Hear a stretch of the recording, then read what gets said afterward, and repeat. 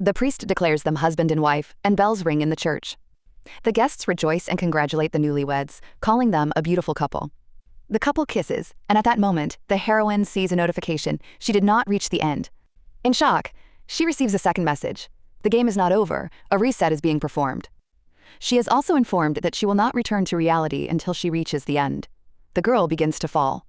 She realizes that she did not want this ending at all. 3 years ago, she got stuck in the game. She had a boyfriend, they had been dating for a long time, but he broke off their engagement. Wanting to escape reality, she found a game called Her Men. This is a reverse harem dating simulator. A message appears. She has returned to the beginning of the second episode. A guy approaches the heroine and hopes that she is listening and won't be offended. He suggests they break up, and the heroine realizes that she has been thrown back into the game again. She thinks, if she needs to reach the finale, why wasn't she transferred into the heroine's body? Now she is a bride, who has been abandoned by the main character, and this greatly disappoints her. She waits until she can move. Her soul and body are still in the process of being transferred. The young man apologizes, but the heroine realizes that his apology is insincere. He says that words cannot ease her pain. This is Count Mayant, one of the main characters in the game. He doesn't understand his own hypocrisy and has simply betrayed the young lady. That's how her first attempt ended. Mayant says that the breakup letter will be sent soon. He is about to leave, and the heroine receives a notification. The transfer will be completed in 10 seconds. The girl thinks she wants to return to reality. She is tired of these dates. The transfer ends, and she can move again. Now she decides not to lose again, and asks why he is missing an important detail.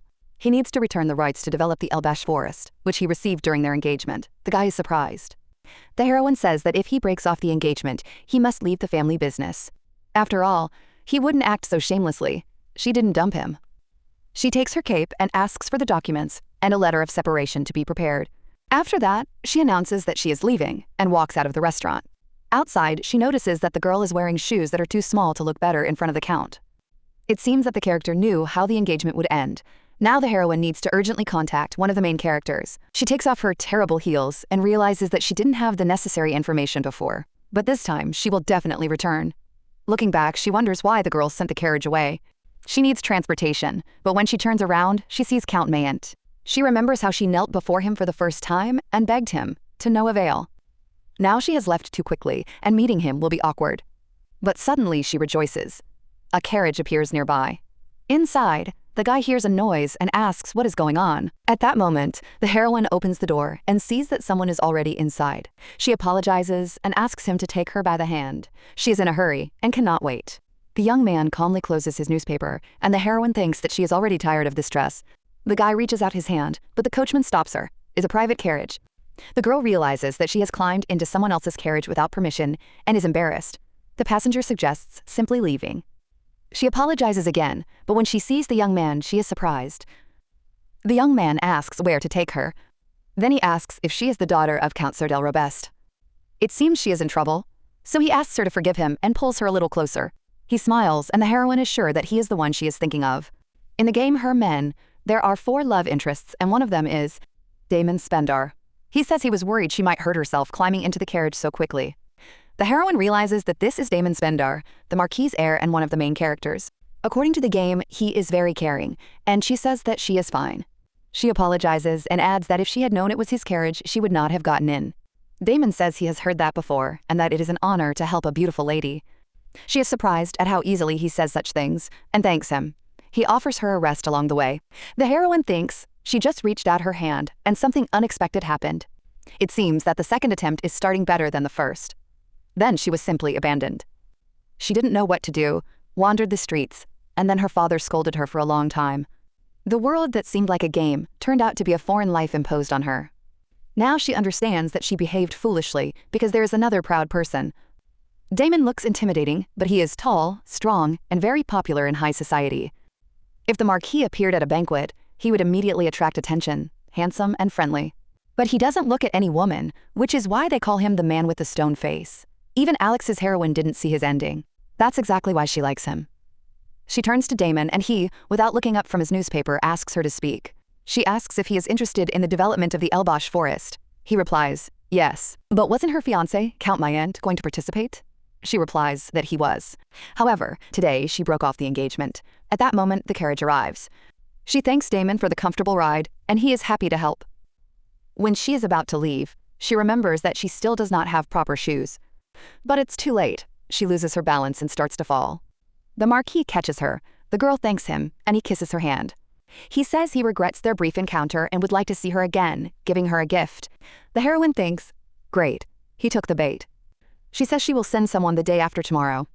When she enters the mansion, the maid greets her and asks how the date went. But then she notices her feet and is shocked. The girl tries to justify herself. The maid cries out. She told her not to wear those shoes and asks if it hurt. The heroine hugs her, and she asks in surprise what happened. The girl realizes that she finally feels calm and happy. After all, yesterday she didn't see the maid either. Siri from the future was there instead. Young Siri is happy to see her and says that the lady was beaming when she left. But now she looks sad and asks what happened. The heroine replies that too many things have happened today. She recalls how she was engaged to Count Mayant and how much she suffered. Like a mermaid who lost her voice and turned into foam before returning to the past. But aloud she says only one thing: the engagement is broken. The maid is shocked and asks if it's true. She asks again, but the heroine asks her to calm down. Siri cannot calm down and asks if the lady is all right. The heroine is surprised. After all, she was the one who broke up with him. Why is she comforting the maid then? She asks her not to cry. She herself decided to break off the engagement. If people are not right for each other, they need to part ways. But Siri says that the lady loved Count Mayant so much. The girl replies that this is not true. In this family, only Siri has always been on her side. That's why she says she's really fine and asks her not to cry. Does the maid really feel so sorry for that stupid girl from the past? After all, she was 10 times more unhappy back then. Even if she is not angry about her past, she no longer wants to feel sorry for herself. She will never allow that ending to happen again. Now everything will be different. A little later, she approaches her father and brother and suggests they have dinner together. Her brother is surprised and asks her to repeat what she said. Her father asks if she is all right, and the girl realizes that she expected this reaction. And after the Countess fell into an eternal sleep 10 years ago, they no longer had the opportunity to meet. At that time, Serdell became a real ugly duckling in the family, but now she calmly says that she just wants to say something at dinner. The girl adds that the dining room is already prepared, so they can just go there. However, her brother asks what exactly she is going to say and whether it would be better to say it right now. After all, since childhood, Serdell has never been there alone, so he wonders why she decided to do it right now. Her father calmly replies that he will join them after he changes his clothes. The young lady just smiles gently. Her brother looks at her a little surprised and thinks to himself that, after such a dinner, he will definitely get indigestion. After a while, everyone is seated at the table. The maid and butler try to liven up the atmosphere somehow. The butler says that it is incredibly nice to see the whole family together. The maid agrees with him. But after these words, an awkward silence hangs in the room again. A moment later, the butler adds that it is a pity that Lady Addis is not here today. And after that, no one says anything again. The servants just think about how awkward the atmosphere has become. When the main character finishes her meal, she calmly announces that she has decided to break off her engagement to Count Mayte. The rest of the family instantly freeze in surprise. Her father asks what exactly she means. The girl explains that she thought the Count had invited her on a date, but in fact, he wanted to end their relationship. And she agreed. Her brother immediately asks why she looks so calm, because, in his opinion, she was the reason for this incident. Then the main character calmly asks if it can really be called an incident. And what does his remark about her calmness mean anyway? Was she supposed to burst into tears and make a scene? Serdell realizes that no one is even going to ask if she is okay. The people she once considered her family look at her with pity. Their words hurt her heart, so she realizes that she shouldn't expect anything else. After all, this is just the family of the body she now lives in, so she will just get what she needs and continue to ignore them. After that, the young lady says that the letter of termination of the engagement will most likely arrive tomorrow morning, and she asked for the rights to develop the Elbush forest to be returned. Her father immediately clarifies whether she is referring specifically to the rights to develop the forest. Then he asks if she had anything to do with the family business at all. Serdell realizes that as soon as the conversation turned to the forest, the man immediately became extremely sensitive. The girl realizes that this is exactly the case, and if she expects nothing from these people, then she will not be disappointed. After that, she calmly replies that she was not directly involved in the business, but she still ended up being involved in it and therefore wants to make a request. The man asks on what basis she can do this at all. The young lady replies that she is the daughter of Count Cartel Robesta and a member of this family, so she believes she has the right to speak out. The man then says that marriage is also part of the family business. He asks if there is any reason to support a cause that has already fallen apart. But the girl replies that she sees no reason to get involved with Count Mayant. In her opinion, Count Robesta should not cooperate with such an insolent person. In addition, there are many people who are ready to obtain rights to develop the Elbash forest. the man pauses for a moment and recalls whether this girl has ever expressed her opinion so directly, and with such a defiant look in her eyes. Meanwhile, the girl continues to say that there are many capable families who could help them.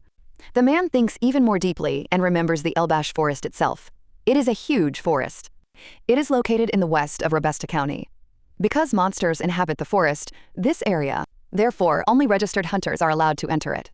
However, a few months ago, poachers wandering through the forest discovered a deposit of magical stones there. Rumors spread faster than the wind, and the Elbash forest instantly became the most talked about topic. Then Count Robusta decided to deal with the monsters and take control of the forest. And although the deposit is located on the territory of the county, most of the rights still belong to the emperor. In exchange, the count received money and military support. It was a great chance to finally get rid of the monsters that had been causing problems for many years. Therefore, the count simply had no reason to back down. The young lady understands that they will need many more people to develop the forest. And that is precisely why Count Mayent, whose territory is nearby, was chosen as her fiancé. Looking back, it becomes clear that there were practically no other reasons for this marriage. The man asks if she has a better option. After all, their case has already been discussed several times with Count Mayent. The young lady replies that so far it has only been discussed, because the investigation itself has not even begun. Then the man asks how things will proceed from here. The girl says that if rumors of the breakup spread too quickly, they will find themselves in a difficult situation. Therefore, she needs a little more time, and then she will introduce them to a worthy man who will not be selfish. At that moment, her brother watches her and wonders why she is behaving so differently. It is the first time he has seen her so confident. Her father says that when Count Mayent arrives, he will accept the letter of annulment and return the rights to develop the Elbash forest. The young lady thanks him. Her father adds that they have no reason to bow their heads to such things. Therefore, she should not worry. After these words, the man leaves. The girl remains alone in the room with her brother. The young lady just sighs quietly. At that moment, Radon turns to her and asks what is wrong, but the girl asks him what exactly he means. The young man says that the engagement has been broken off, and unilaterally, at that. Therefore, he does not understand how she can remain so calm. The main character recalls how she suffered greatly from something similar in her past life. After that, she says that he keeps repeating the same thing over and over again. The girl knows very well how painful neglect can be. Therefore, she asks which side of herself she should show now. But then she simply says that she is tired and is going to rest. She also asks her brother to get some rest, but the young man asks her to wait. However, by the time he finishes his sentence, the girl has already disappeared into the hallway. After a while, the maid approaches the lady and asks if she is ready. Then she informs her that Count Mayent has already arrived and asks her to come downstairs. After that, the young lady goes to meet him. On the stairs, she meets another girl and immediately realizes that it is Addis Robusta. She is the eldest daughter of Count Robusta. She is also the vice captain of the Imperial Knights. She is usually always busy with her duties. But today she has returned earlier than usual. So the young lady says that it has been a long time since the whole family has been together, but the girl just asks if her father is in his study. Serdal realizes that she is clearly not in the best of moods and replies that he is in the living room. After all, Count Mayent has come with a letter terminating the engagement. Hearing this, the girl asks in surprise. The main character calmly says that she heard everything correctly. She adds that if she is interested, they can go together. After a while, the maids announce that the lady has arrived. Then the girl sees the count. He looks at her with such a pitiful expression that anyone would think he really feels sorry for her. But the girl says, with a slight smile, that she is glad to see him. And she hopes that he is well prepared for the breakup of the engagement. She also adds that she hopes there will be no problems with the paperwork. The young lady's father immediately asks if it was the count who first asked for the breakup. But the young man remains silent. Then the father asks if he can find out the reason. The young man continues to remain silent. The main character realizes that Count Mayent is clearly nervous. Their status is the same, but there is a huge difference in age and experience between them. Therefore, it is not easy for him to break off the engagement and retain his rights to the business at the same time. And she thinks, what a selfish idiot he is. Kartal says that yesterday his daughter said that the guy betrayed her trust, and she asks if that means it's all about another woman. The count remains silent again. Then the father says that since he doesn't deny anything, it must be true, and he asks to see the documents that the young man has prepared. The young man puts a letter of termination of the engagement on the table, but the man asks where the rest of the documents are. After all, Serdal asked for the rights to develop the Elba forest back. The guy replies that the breakup of the engagement has nothing to do with business, and asks if that's not the case. Then the father asks whether they should consider these issues separately. At this point, the young lady's sister can't take it anymore and slams her hand on the table. She says that this is complete nonsense. Most marriages among aristocrats are arranged and are part of business. Their relationship is over, but he cannot simply give up his rights to the forest. The young man tries to say something. but Addis asks if he is so frivolous about the Robusta family. It seems to her that he thinks it's just a joke, or he has decided to deliberately disgrace their side. Does he really think this makes sense? The main character observes this and thinks how ridiculous it all is. She is convinced once again that he is just a selfish idiot, and it occurs to her that the Count probably thought of Serdell as someone he could treat however he wanted. After all, it is only at moments like this that her family suddenly starts to care about her. Addis says that Count Robusta's patience is not infinite, so let him stop talking nonsense and they will finally settle everything. The young lady's brother also declares that they will decide everything right now. After all, it seems that he cannot simply give up the Elbash forest.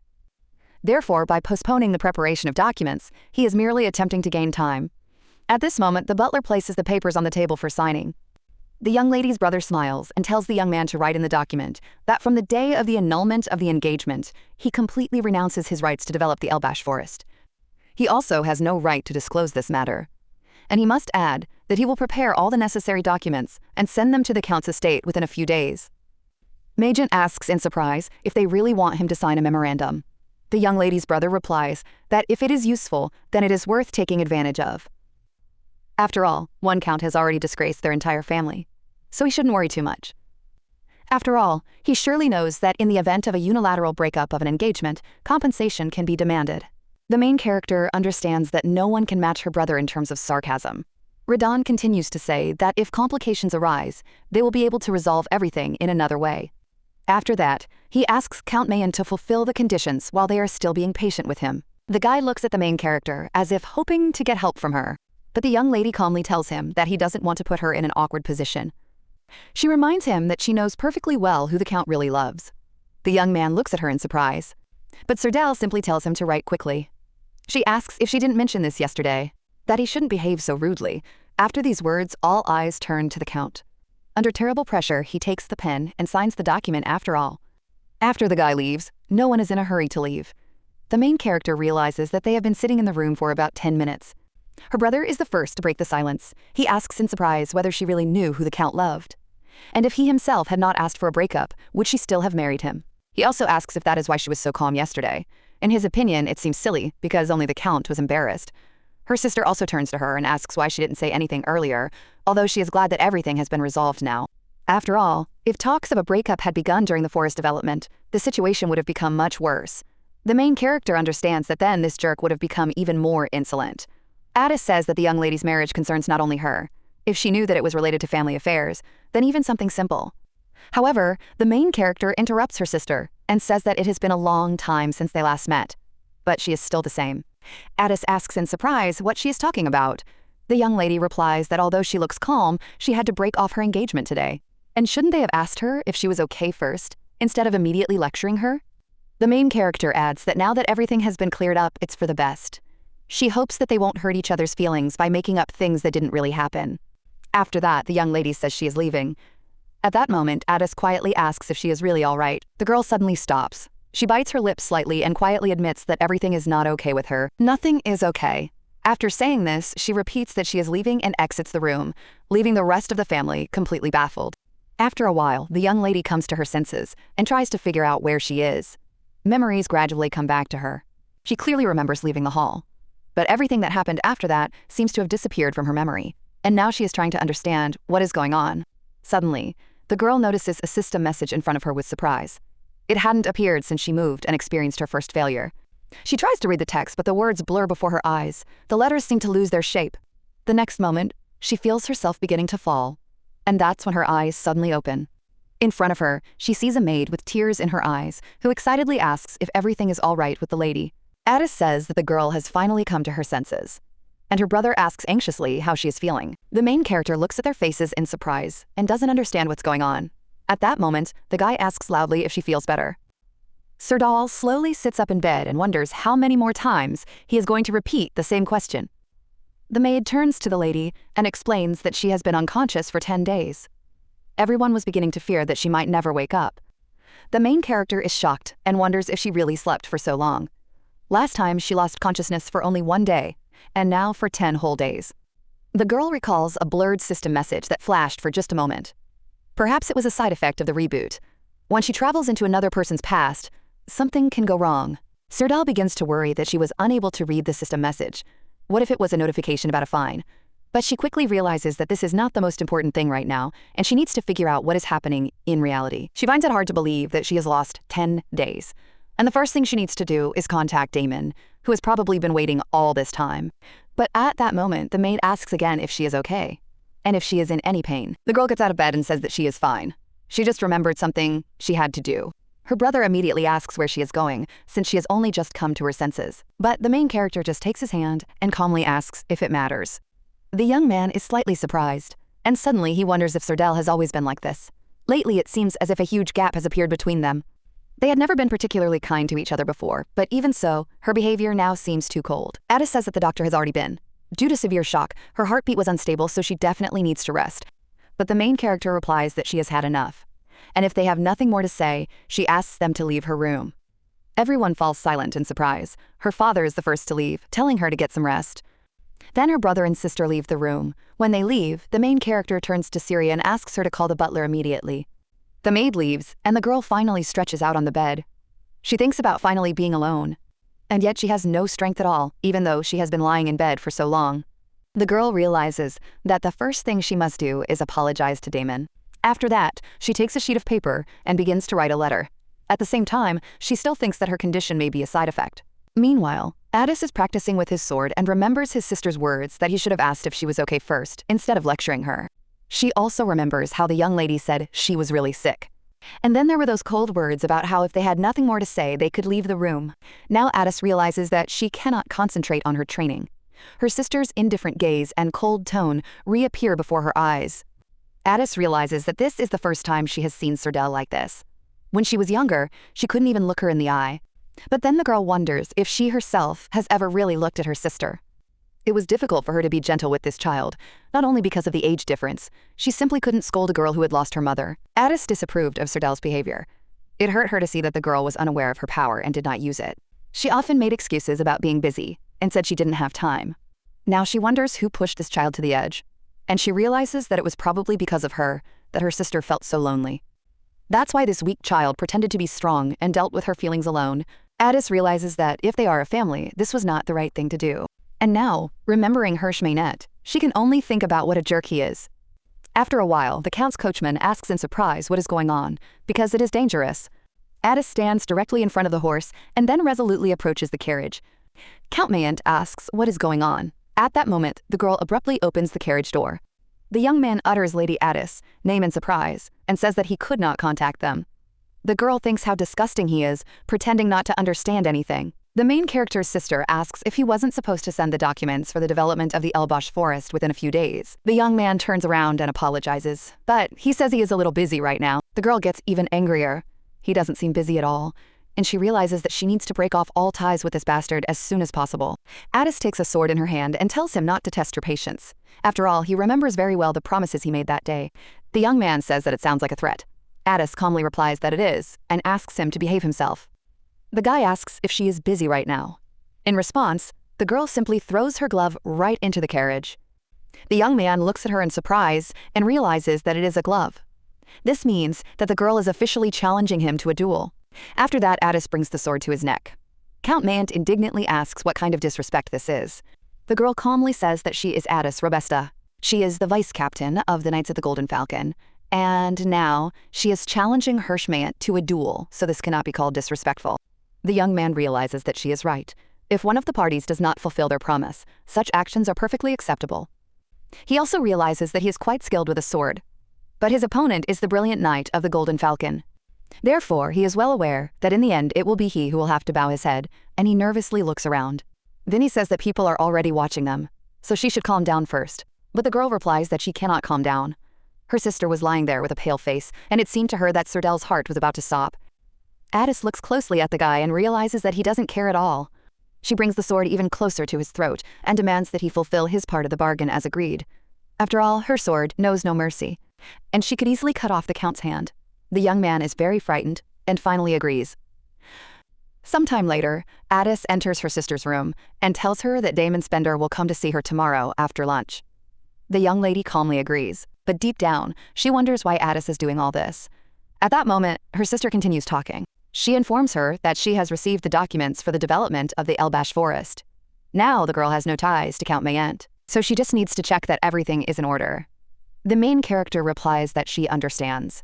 She is surprised that everything happened much faster than she expected. Serdal notes that the documents are a bit disorganized, as they were clearly prepared in a hurry, but still, everything went much easier than she thought. At this moment, the sister puts a small bag on the table. She tells the girl to eat it. She bought the treat on her way home, because it is very popular right now. The main character is a little surprised by her sister's gesture. She thanks her, and Addis simply tells her to rest. After that, she leaves the room and thinks about how many people she has managed to save in her life. Weak people always waited for help. But she didn't even notice her own younger sister, who also needed support. She was never able to reach out to this child, and suddenly she realizes that Serdal is the most like their mother of all of them. When Addis saw Serdal's weakness, she feared that she would end up like their mother, and that thought always confused her. That terrible and sudden incident was a huge blow to the whole family. It was a real tragedy. Even she herself didn't have the courage to admit it. After the funeral, she felt herself gradually becoming numb, everything she had hidden deep in her heart. It resurfaced when Serdal lost consciousness, because when you lose something important, you realize it too late. And that's what she learned after losing her mother. She repeated many times, like an idiot, that if Serdal was weak, she would protect her. And at the same time, she said that she was not going to pressure her sister. In fact, she just needed to become stronger for Serdal's sake. With tears in her eyes, she decided that she would never let anyone hurt this girl again. Now Addis looks at her hand and realizes that even if she can't go back to the past, she will never let go of this hand again.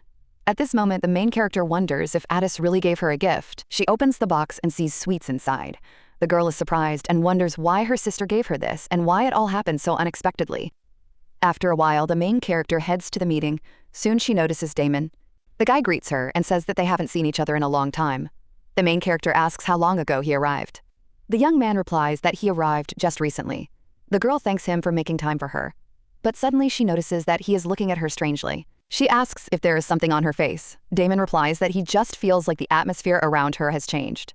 He has heard that she has had health problems, so he asks how she is feeling. The young lady realizes that rumors spread instantly. She says that, as he can see, she is fine. The young man replies that he was very worried, but is glad that she is okay. Then the guy says that a room has already been prepared for them and invites her inside. He also asks if she often visits this restaurant. The girl replies that she does not and has only been here a few times. Then the young man asks if he can take her order. He wants to recommend something from the menu to her.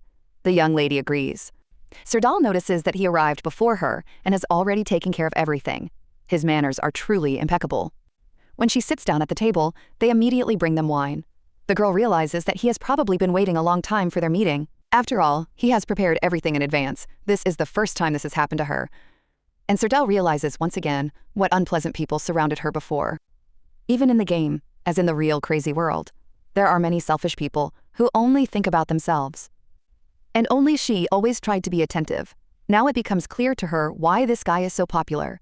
He is kind, well-mannered, and has excellent manners. But at the same time, he never gives his heart away. The young lady realizes that it may be difficult for her to deal with such a person.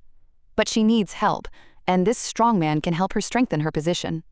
The girl realizes that the engagement is now completely broken.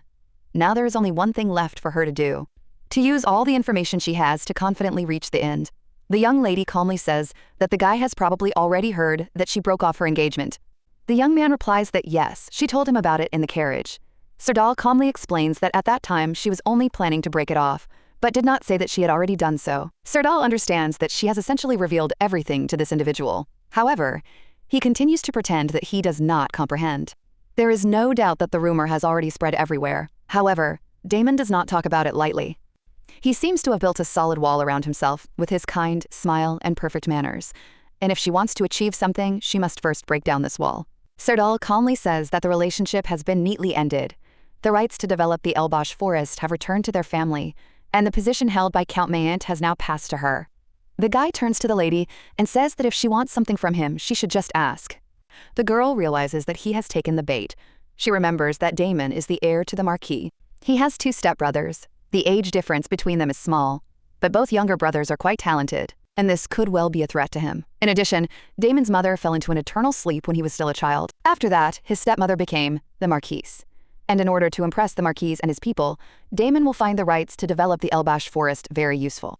Serdal wonders what she should expect from him. She is sure that the guy understands what an opportunity she can give him. The young man calmly replies that he will do whatever is necessary.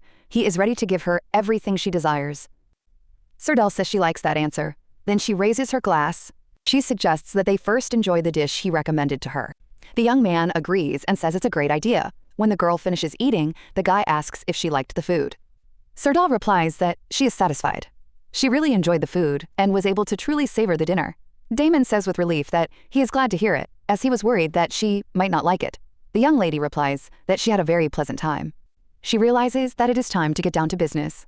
The girl places a document on the table. She explains that it contains information about the development of the Elbash forest. She asks him to check if everything is in order. If he wants to add anything, he should fill out the documents and send them to her. After that, she will show them to her father. The young man asks if she really wants to hear his opinion. Damon replies that it's fine and begins to carefully reread the documents. Then he says that he will need a few days. Even a cursory glance reveals that much is missing. And, most likely, Count Mayent drafted these papers because he left out a lot. The young man adds that the Elbash forest has special characteristics, so it needs to be developed differently. He also says that they have a plan to expel the monsters, but it is impossible to say exactly how long it will take. And the main problem is that they have too little information about the monster population. If they make a mistake, the consequences could be serious. The nearest villages will be the first to suffer. Then all the development will be meaningless. Ordinary people should not sacrifice themselves for such a cause. In addition, the Count's reputation may suffer, and if there are more monsters than they expect, then the biggest problem will not be money, but people. The young lady clarifies whether he is talking specifically about people. The guy confirms that this is exactly what he means. If they manage to obtain a deposit of magic stones, financial losses will not be a problem. But it takes a very long time to train a worthy knight. Such people are much more valuable than money. Even if she hires mercenaries, if there are too many monsters, it will be impossible to avoid the death of Robesta's knights. The main character adds that then the territory, which no one can defend, will immediately become easy prey. The young man agrees with her. He says that he may be exaggerating a little, but similar cases have already occurred in the history of the mining industry. Therefore, it is better to take such risks into account in advance. The main character understands that there is no doubt about it. This is what she feared most, because it had already happened before. And then Count Mayent arranged it all. The purity of the magic stones mined in the Elbash forest was incredibly high. Such specimens could not be found anywhere else. Sensing the smell of big money, Count Mayent boldly demanded the right to trade these resources. And it was more of a threat than a request. Count Mayent's lands are located next to the county of Robesta, and the huge human losses made the county almost defenseless. It became like a sandcastle that could be destroyed at any moment. Count Mayent went so far as to appeal to the imperial family. Therefore, Count Robesta simply had no choice. This vile individual took advantage of their weakness, but this time the girl won't let him do it again. At this moment, Damon notices that the lady's gaze has changed. He says he would like to hear her opinion, and asks if he should fill out the paperwork and bring it tomorrow. But the young lady replies that there is no need. She is already convinced after hearing his reasoning. And she will definitely pass on Damon's words to her father. The young man replies that he will then wait for the Count's answer. After that, the young lady gets up and suggests leaving. But the guy addresses her again. He says he still hasn't heard what exactly she wants. Getting up from his seat, he approaches Serdal and again asks what she wants. He asks her to tell him about it. But the young lady replies that their cooperation is just beginning. She asks if he understands her point. After all, if you drink wine that has not yet been aged, its taste will be spoiled. When it gets better, then she will tell him what she wants. The guy smiles and says that it's a rather interesting way to express thoughts, especially considering that his position is now threatened by his brothers. The main character realizes that what she wants can only be obtained when he becomes a marquis. She does not intend to abuse her influence. At this moment, the guy asks her to tell him about her desires when he becomes truly mature. After that, he kisses her hand and says with a smile that today has been very pleasant. As the young lady rides in the carriage and looks through the documents, she thinks about what a bastard Mayan turned out to be. All the shady businesses he took from Count Duren's clearly couldn't satisfy him. Such a man would not easily give up the opportunity to expand his business. Most likely, he will try to take advantage of any loophole. Therefore, the girl realizes that she needs to think everything through carefully. After a while, she returns to the estate. The maid immediately greets the lady. He asks if everything went well. The girl replies that everything is fine, and she has returned. Then he asks if anything happened while she was away. The maid says that nothing serious has happened. It's just that the Count has returned earlier than usual today. Mr. Radan and Lady Addis too. And the Count has announced that today they will have dinner as a family. He personally ordered the cook to prepare everything. The young lady says that it is important. The maid is surprised and replies that it seems to be so. The cook, the butler, and the head maid were very nervous. It had been a long time since the whole family had gathered around the table, so everyone was excited. The young lady realizes that this is actually a good thing, because she needs to tell her father something. The maid notices the box in the girl's hands and asks what it is. The girl replies that she can open it because it's a gift. The maid looks inside and is surprised because it's cakes from Montmans. The young lady says that the strawberry cake is for her. There is still time before dinner. The blueberry cake is for her sister, and the orange cakes are for her father and brother. She asks for them to be served with tea. The maid agrees. The girl also asks Siri to tell her sister that she liked the chocolate. After that, she walks further down the corridor and notices that her heart is beating strangely. She thinks again about why her sister gave her the chocolate. After all, she ate it with great appetite. Meanwhile, the maid smiles and says she will definitely pass it on. She adds that Lady Serdell looked very embarrassed when she said those words. The main character immediately replies that she was not embarrassed at all. The maid enters Lady Addis's room and says that she did not ask for anything. But Siri explains that Lady Serdell brought some cakes from Montmanche. She knew that Mrs. Addis didn't like sweets, so she specifically chose a blueberry cake and asked for it to be served with tea. The girl asks in surprise if Serdell really did that. The maid confirms it. She adds that the lady also asked to convey that she liked the chocolate. The blonde says quietly, "I see," and realizes that it means Serdell did eat it after all. The maid is surprised by the expression on Addis's face. She is sure that the girl does not even notice that she is smiling. Addis quickly tries to hide her smile and asks Siri to tell Serdell that she will eat the cake, and to say that they will see each other at dinner. The maid agrees and says she will definitely pass on the message. Then she leaves. Addis is left alone. Looking at the cake, she remembers that she does not like sweets, even the most exquisite desserts recommended by the Empress, and the sweets served at receptions held by the imperial family never caught her attention. But this cake seems special, only because her sister chose it especially for her. This piece of ordinary life, which she had long forgotten, seemed to return to her after a long loss. The girl remembers how Serdell. She once said that she baked cookies with her mother and wanted to treat her older sister to them first. And now Addis smiles, barely holding back tears, and then eats the cookie. After a while, the young lady's brother asks if she is all right. The main character asks in surprise why he is not coming into the dining room. The boy replies that he just wanted to know how she was feeling. The young lady calmly says that she is fine. The young man says that he really enjoyed the cake and tea. He heard that she bought them at Montmanche. They are usually sold out by dinner time, so he is curious how she managed to buy them. The young lady notices that he seems to like these desserts. She asks him how he knows so much about them. The young man replies that ladies often give him such treats. The girl realizes that this is not surprising, because he has a handsome face. The young man adds that he tried orange cake for the first time and found it very tasty. The main character says she is glad to hear that. After that, they head to the dining room. Soon, her father and sister enter. The man says he liked the cake the girl bought. It was very tasty. The brother turns to his sister and asks if she got one too. But he adds that she probably didn't eat it because she doesn't like sweets.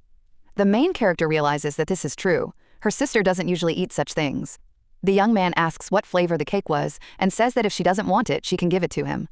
But the girl unexpectedly declares that she has already eaten it.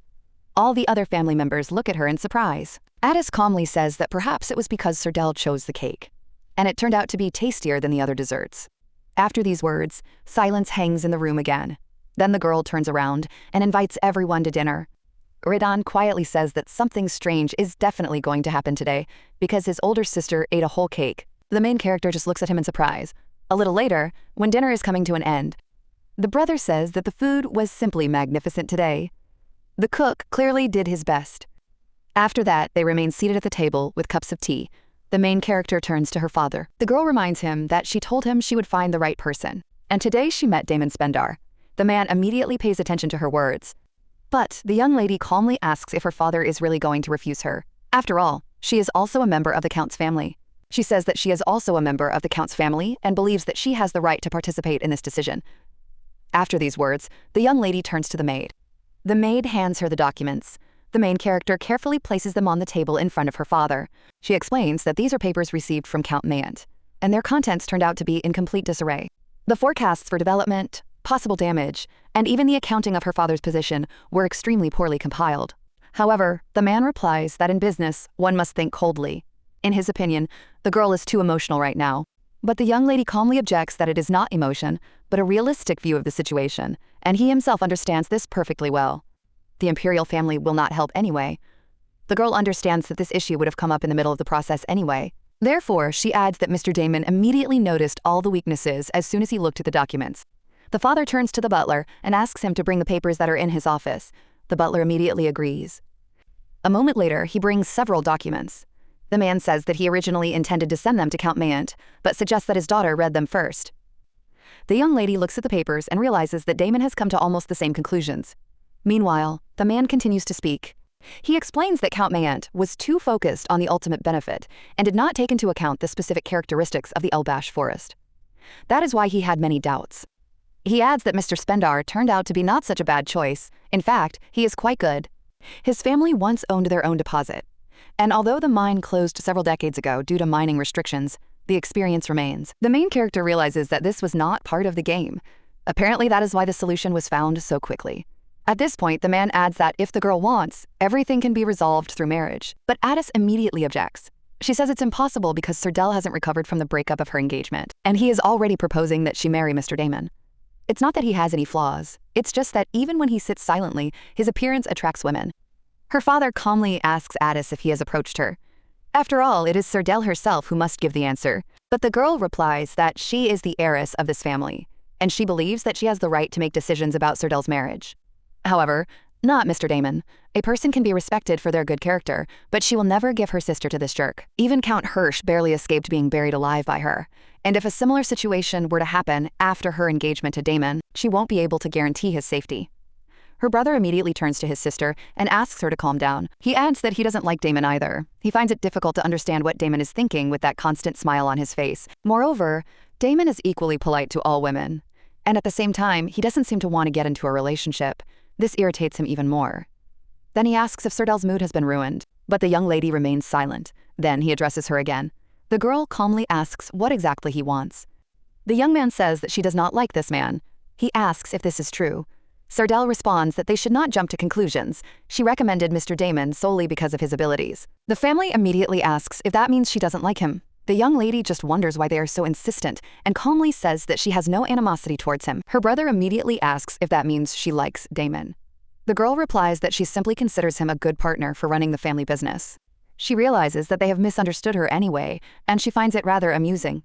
The girl wonders since when her personal life has become so interesting to everyone. Her father gets up from the table and says he understands their concerns, but he will still have to contact Mr. Spendar. The main character also gets up and says she will go with him. At that moment, her brother calls out to her and says that he still does not approve of this man.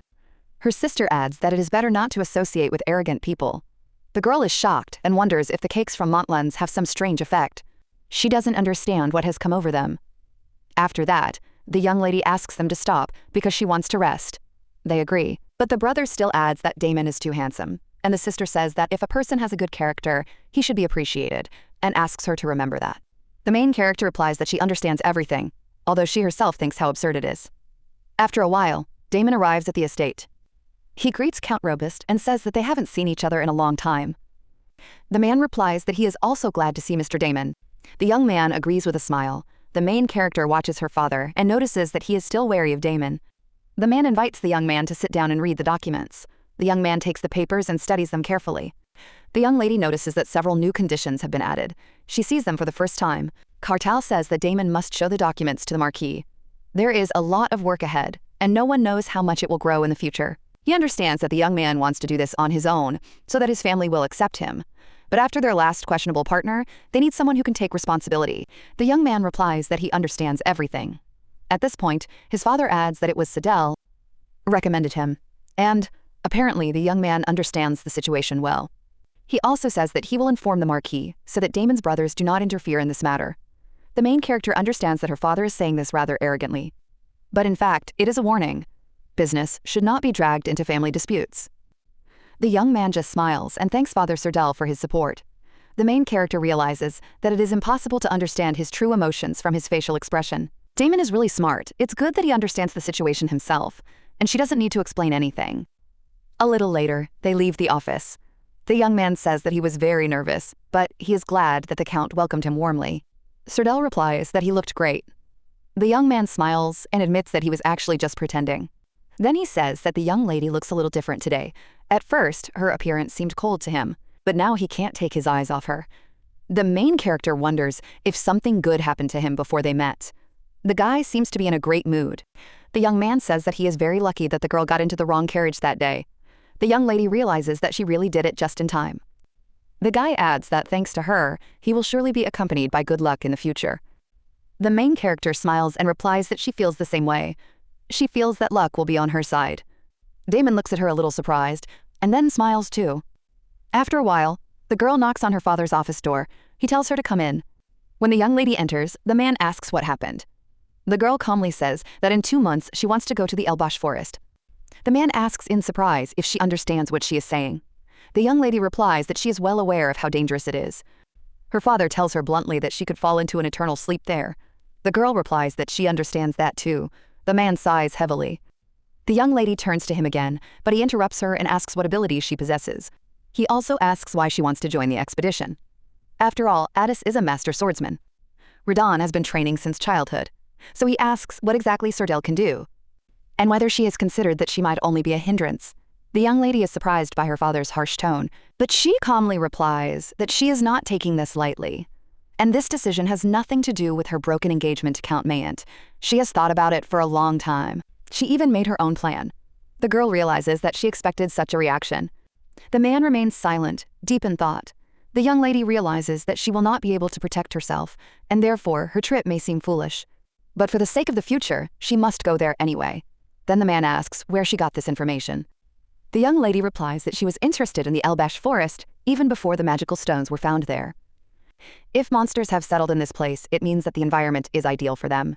Therefore, it would be foolish to simply leave this land. The girl understands that this area is rich in resources.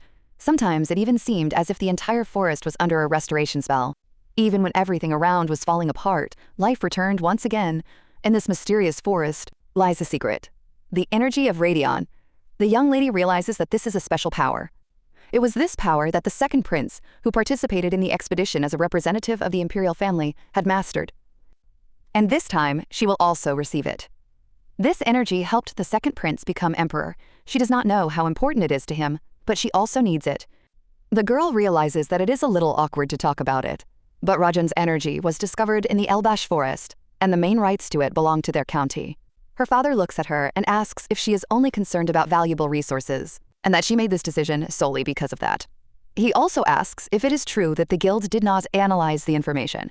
The young lady replies that she studied documents that were collected many years ago. The amount of information was enormous, but she was able to draw several conclusions. The man says that even vassals did not dare to do such a thing. The girl replies that she understands his concerns. Her desire to participate in the expedition could indeed create problems, but she still wants to go there. She promises that she won't do anything that could put others in danger. She asks him to trust her, just as he trusted her during the engagement story. The man smiles and says that in this world, you can't be sure of anything. Then he asks how she can guarantee that no one will get hurt. If she finds herself in danger, will the others just stand by and watch? They will definitely try to save her. Then, they may get injured or even fall into an eternal sleep. He asks sharply what power she has to go on such an expedition. After all, she never knows what might happen in a place like that. Anything could happen there. The young lady calmly replies that it may sound silly, but she is sure that nothing will happen to her. And there is something there that she absolutely must get. The man asks what exactly it is. The girl replies that what she finds there will protect her. Her father repeats her words and says thoughtfully, could it be that she has started having prophetic dreams again? And she still sees them. The main character is surprised and wonders if he is talking about prophetic dreams. She begins to wonder if Sordell had such an ability. After that, the man unexpectedly says that he allows her to go on the expedition. He adds that she must have her reasons for wanting to go. The young lady is surprised at his quick agreement. She bows and thanks her father. But the man says that she shouldn't bow her head for such trifles. After all, she herself said that she is a member of this family. The main character wonders if he was talking about the prophecy. She begins to wonder if Sordell really did see the future in her dreams. When she played that game, nothing like that was mentioned there. The girl begins to doubt whether this is really the case. She realizes that there was very little information about the Robusta family in the game. Sordell was mentioned only as the former fiancé of one of the main characters, Count Mayant, and the younger sister of the brilliant knight Addis, and she hardly appeared in the plot. The main character recalls that after breaking off her engagement to Count Mayant, Sordell disappeared from the story altogether. Among the minor characters, her role was the most insignificant. She only realized this after she moved into her body and gained access to her memories, which also turned out to be unstable. And if you think about it, there was something else strange. Problems with Serdel's memories. 3 years ago, the girl felt intense discomfort when she first found herself in this body. Her memories were scattered in separate pieces. Now the young lady understands that lately there have been almost no unpleasant sensations because her own memories no longer disappear. But still, she wonders if she should finally dig into the memories of this body. Serdel understands that the information she has is sufficient. If her memory were to become completely mixed up with other people's memories, it would be even more unpleasant. Then she feels again that she is actually a stranger in this body. Just a stranger, a random guest, a person who ended up here by circumstance. Sometimes, when she feels the emotions left in this body, it becomes difficult, and the fear of losing herself appears. But now she has been stuck in this game for 3 years. She had to restart it, and she can no longer continue to avoid the truth. It's time to finally figure everything out, especially when it comes to her abilities. The main character closes her eyes and realizes that first, she needs to determine which memories actually exist. The young lady begins to delve deeper into her memory, and soon discovers strange gaps in places she had never even thought about before. This is the period from the middle of winter, when she was 5, to the middle of summer, when she turned 6. The girl is surprised and tries to understand what happened then. She is sure that there must be at least some information there, even if only a little. Suddenly, the young lady remembers the accident. It was in the winter, when she turned 6, that Countess Robusta fell into an eternal sleep. The main character reflects. She had always considered it just an accident. But now she realizes that she has no memories of it at all. She simply perceived the Countess as a character who had long since fallen into an eternal sleep, and none of the family members ever talked about her. The door to her bedroom always remained locked. Serdal did not even know when the anniversary of her descent into eternal sleep was. The young lady realizes that she has never tried to explore that period of her life. The Countess's descent into eternal sleep, her loss of memory, and then the prophetic dreams. She remembers her father's face and suddenly realizes that the dream before the accident may indeed have been prophetic. At the time, little Serdal was shocked and told the adults about it. But most likely, they took it as the usual words of a child. When the accident actually happened, the severe shock could have led to memory loss. Now the girl understands that because of this, her ability to foresee the future may have disappeared. And if she could see the future, she would feel much calmer. Even though she knows the original story, a lot has already changed. And now everything is much more complicated than before. The girl remembers her father's face again. Then she sighs quietly and thinks that too many events have happened recently. At that moment, a system message appears in front of her. Forcibly closed ability detected. Precognition unlocked. After that, the young lady has a dream. A man with red hair appears before her. The girl tries to understand who he is. The guy yells loudly for her to step back. The young lady is confused and wonders whether she should retreat. She doesn't understand what's going on or why he's asking her to do this. His aura frightens her. She can't even turn her head. And besides this man, there is no one else around. Therefore, the girl does not understand why this man is here at all. At that moment, the man speaks again. He addresses her by name and tells Lady Serdel Robusta to step back. Then the young lady realizes who is standing in front of her. This is the second prince, Fielden Asladen. He shouts again for her to come to her senses and back off. But the girl realizes she cannot move. She can't even speak. The guy asks her again to step back and uses his power. A beautiful blue light flashes before her eyes. Now she can see him clearly. The man turns to the lady and asks where her usual confidence is gone. He says that this look does not suit her at all, and asks her to come to her senses. Then, he attacks the green force around her and tells her to be patient and not to be afraid. He promises that he will save her soon. At that moment, the dream ends, and the young lady opens her eyes abruptly. She realizes that she's in her room. The girl wonders if it was just a dream, but it was too realistic. Her head is still foggy. She leaves the room to get some fresh air. The young lady feels that something has changed. Normally, she would have simply decided that it was just a dream, but her father's words about prophetic dreams won't leave her alone. If it had been a normal dream, she would have forgotten it long ago. But the memory remains clear and seems to be fixed in her mind. The green mist that enveloped her and the overwhelming force. This phenomenon appears after absorbing Radion's energy. But the girl doesn't understand why the second prince was there and why he tried to save her. It's difficult to understand the whole situation from just a few scenes. If this is indeed a prophecy, then she arrived there before the second prince. And there seems to be no indication that she met the previous owner of Radion's energy. Judging by the atmosphere, she arrived there first. The girl wonders if the power from the original story brought him there. Perhaps he will still be able to take possession of this power. But that seems unfair, so she begins to wonder who will ultimately receive Rajun's power. After all, the second prince prevented her from absorbing it. If the green mist ultimately chooses a new master, what should she do if that person turns out not to be her? The young lady suddenly wonders why she woke up at all. After all, she should have seen the dream through to the end. At that moment, her relatives enter the room. Addis turns to Serdell. Her brother asks what she is thinking about. Even the maid looks a little concerned. The main character asks what is going on and why her brother has been acting so strangely since morning. The young man replies that he doesn't understand why she is so calm since she is about to go on an expedition. He loudly protests and asks if there is any point in this at all. The main character asks him to speak more quietly. After all, her father has already given his permission. The young man is shocked and asks if her father has lost his mind, sending such a fragile girl on an expedition. Addis also turns to Serdell. She says that the Elbash forest is very dangerous. Of course, she knows this, but in reality it is much more dangerous than one can imagine. You never know what can happen in such a place. The main character calmly asks if they really think her father agreed right away. Her sister asks in surprise what she is talking about. The girl replies that her father couldn't just keep quiet and agree right away. She understands that it is difficult for someone who cares so much about her to say this, but if she does not tell the truth, she will not be allowed to go.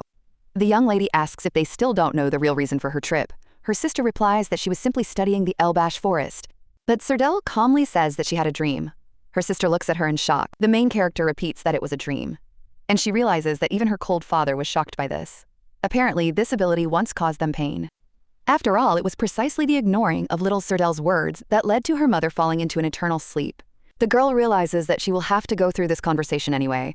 Although she doesn't like to see other people's pain, Addis quietly asks if she really had a dream. Her brother looks at his sister and doesn't understand what is happening. But after a moment, he also begins to understand the situation. And he says that it can't be true. The young lady looks at them confidently. They both seem to freeze. But Addis is the first to come to her senses. She grabs Serdell by the shoulders and asks if she is all right. The main character looks at her and asks what happened. At that moment, Addis's memory flashes back to the past. Little Serdell was screaming that her mother shouldn't go, that it was dangerous and the carriage would overturn. But their mother just smiled and told the girl not to worry. Everything would be fine. She needed to go to wish her grandfather a happy birthday. Little Serdell said again that the carriage would overturn, and there would be bad people there. Addis asked her to stop and tried to distract her by suggesting they play fencing. Her brother also tried to calm her down and asked if she wanted to go with her mother. Her father picked up the little girl and said that she just didn't want to leave. Usually, she was always running around the mansion looking for her mother. But the girl cried and said she had seen it in a dream. She kept repeating that there would be bad people there. Her mother gently reassured her and promised to send her a gift. She asked her to just wait a little while. After a while, the servant panicked and told the master the terrible news. The lady's carriage had overturned. She had been attacked and kidnapped. The search yielded nothing. Later, only the countess's lifeless body was found. The man watched in complete shock. Addis also couldn't believe what had happened. Tears streamed down her face. She screamed, unable to contain her rage and guilt. The girl said they should have listened to Serdell. If they had believed her, this would never have happened. The trouble came suddenly. Their peaceful life was destroyed in an instant. One day, Addis told her brother that she had heard he had stopped attending classes for heirs. She asked how the future head of the family could behave like that. The young man replied that he had no intention of becoming the head. The head should be a true genius. He said that there was no point in taking this position if he was going to end up just like his father, a man who was unable to protect his loved ones. Addis, in shock, shouted her brother's name and told him to watch his words. But the guy just replied that she could lose someone else too. If one more person fell into eternal sleep, he would take the lives of everyone who crossed his path, and then leave this world himself. The girl looked at him in shock. The young man said that if she wanted, she could become the head of the family herself. He said he had already discussed this with his father, and his father agreed to pass on the position of heir to her. Later, Addis asked the butler what was happening with Serdell. The man replied that after the lady had fallen into an eternal sleep, the girl hardly spoke. Addis decided to stay with her for a while. She entered the little girl's room. The girl sat quietly, as if she hadn't heard anything. Addis said she had come to talk about what she had said back then, but the little girl asked confusedly what she was talking about. She said she didn't remember anything. The maids explained that the girl had been examined by a doctor. She had even been taken to the temple. But no problems were found. In the end, they decided that she had simply lost her memory. And perhaps that was even better for her. And now Serdell is talking about the dream again. The most painful memory resurfaces. The main character sees the expression on Addis's face and says that she is fine. She explains that she doesn't have those memories, so she doesn't feel the same pain. Addis quietly asks if she really needs to go on the expedition. The main character replies that there is something there that she needs, and there is something she wants to protect. Hearing this, Addis agrees. She says that she will also participate in the expedition and allows her to go. But Serdell must not stray from her side. Her brother just looks at them in shock. The brother is in complete shock and asks if his sister really gave Serdell permission. After all, she came here specifically to stop her. Why did she suddenly change her mind? He doesn't understand why she's doing this and whether there's any point to it. The guy even asks if she's gone mad. The main character realizes that it will be much more difficult for her to move around and act with Addis. But now, she is not going to back down. The young man swears angrily and then declares that he will also go on this damn expedition. Addis turns to the young lady and tells her to at least eat something tasty. The girl calmly agrees. When they leave, the main character sighs heavily. She feels as if she has just been run over by a truck. But at that moment, someone addresses her again and asks where exactly she is going. It turns out to be the maid. Siri firmly states that she will also go with her. The young lady asks in surprise what she just said. Siri repeats that she is going to the Elbash forest.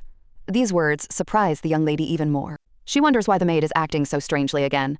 Siri confidently says that she will do everything she can to help and will definitely go. The main character wonders what to do with this girl. Then she asks why she wants to go there at all. After all, an expedition is not a walk in the park. It will be very difficult there. At that moment, the maid freezes. She asks in surprise how her mistress knows about the fork. The main character calmly replies that she wonders if Siri thinks she doesn't notice anything. She knows everything perfectly well. She knows how Siri clung to Count Mayant. She knows how upset she was when Serdell suggested Damon as a business partner. All this time, the girl kept the fork in her apron pocket. The young lady realizes that the maid simply could not use it, because it would hurt Serdell herself. Siri looks at the lady in confusion and doesn't know what to say. The young lady simply asks if she really intended to defend her with a fork. She says she appreciates her zeal, but they need a real knight. The maid blinks in surprise. The main character says that now she wants to take a bath and eat. Siri immediately replies that she will quickly prepare a bath and food, and then runs away. At this time, Addis quickly walks down the corridor. Her steps quicken until she finds herself on the street. The girl realizes that she has ultimately allowed her sister to go. She remembers the conversation about the prophetic dream, and she begins to wonder if Serdell's lost memories have really returned. Thanks to the servants, she did not see her mother's body at the time. But that tragedy was still a real nightmare. And now Serdell was talking about her dream with a completely calm expression on her face. Addis wonders if she is hiding her returned memories or her ability. She realizes that she cannot even ask about it. The girl is afraid to hear that their mother has fallen into an eternal sleep because of Serdell's words. She just wants to run away. But she realizes she can't do that.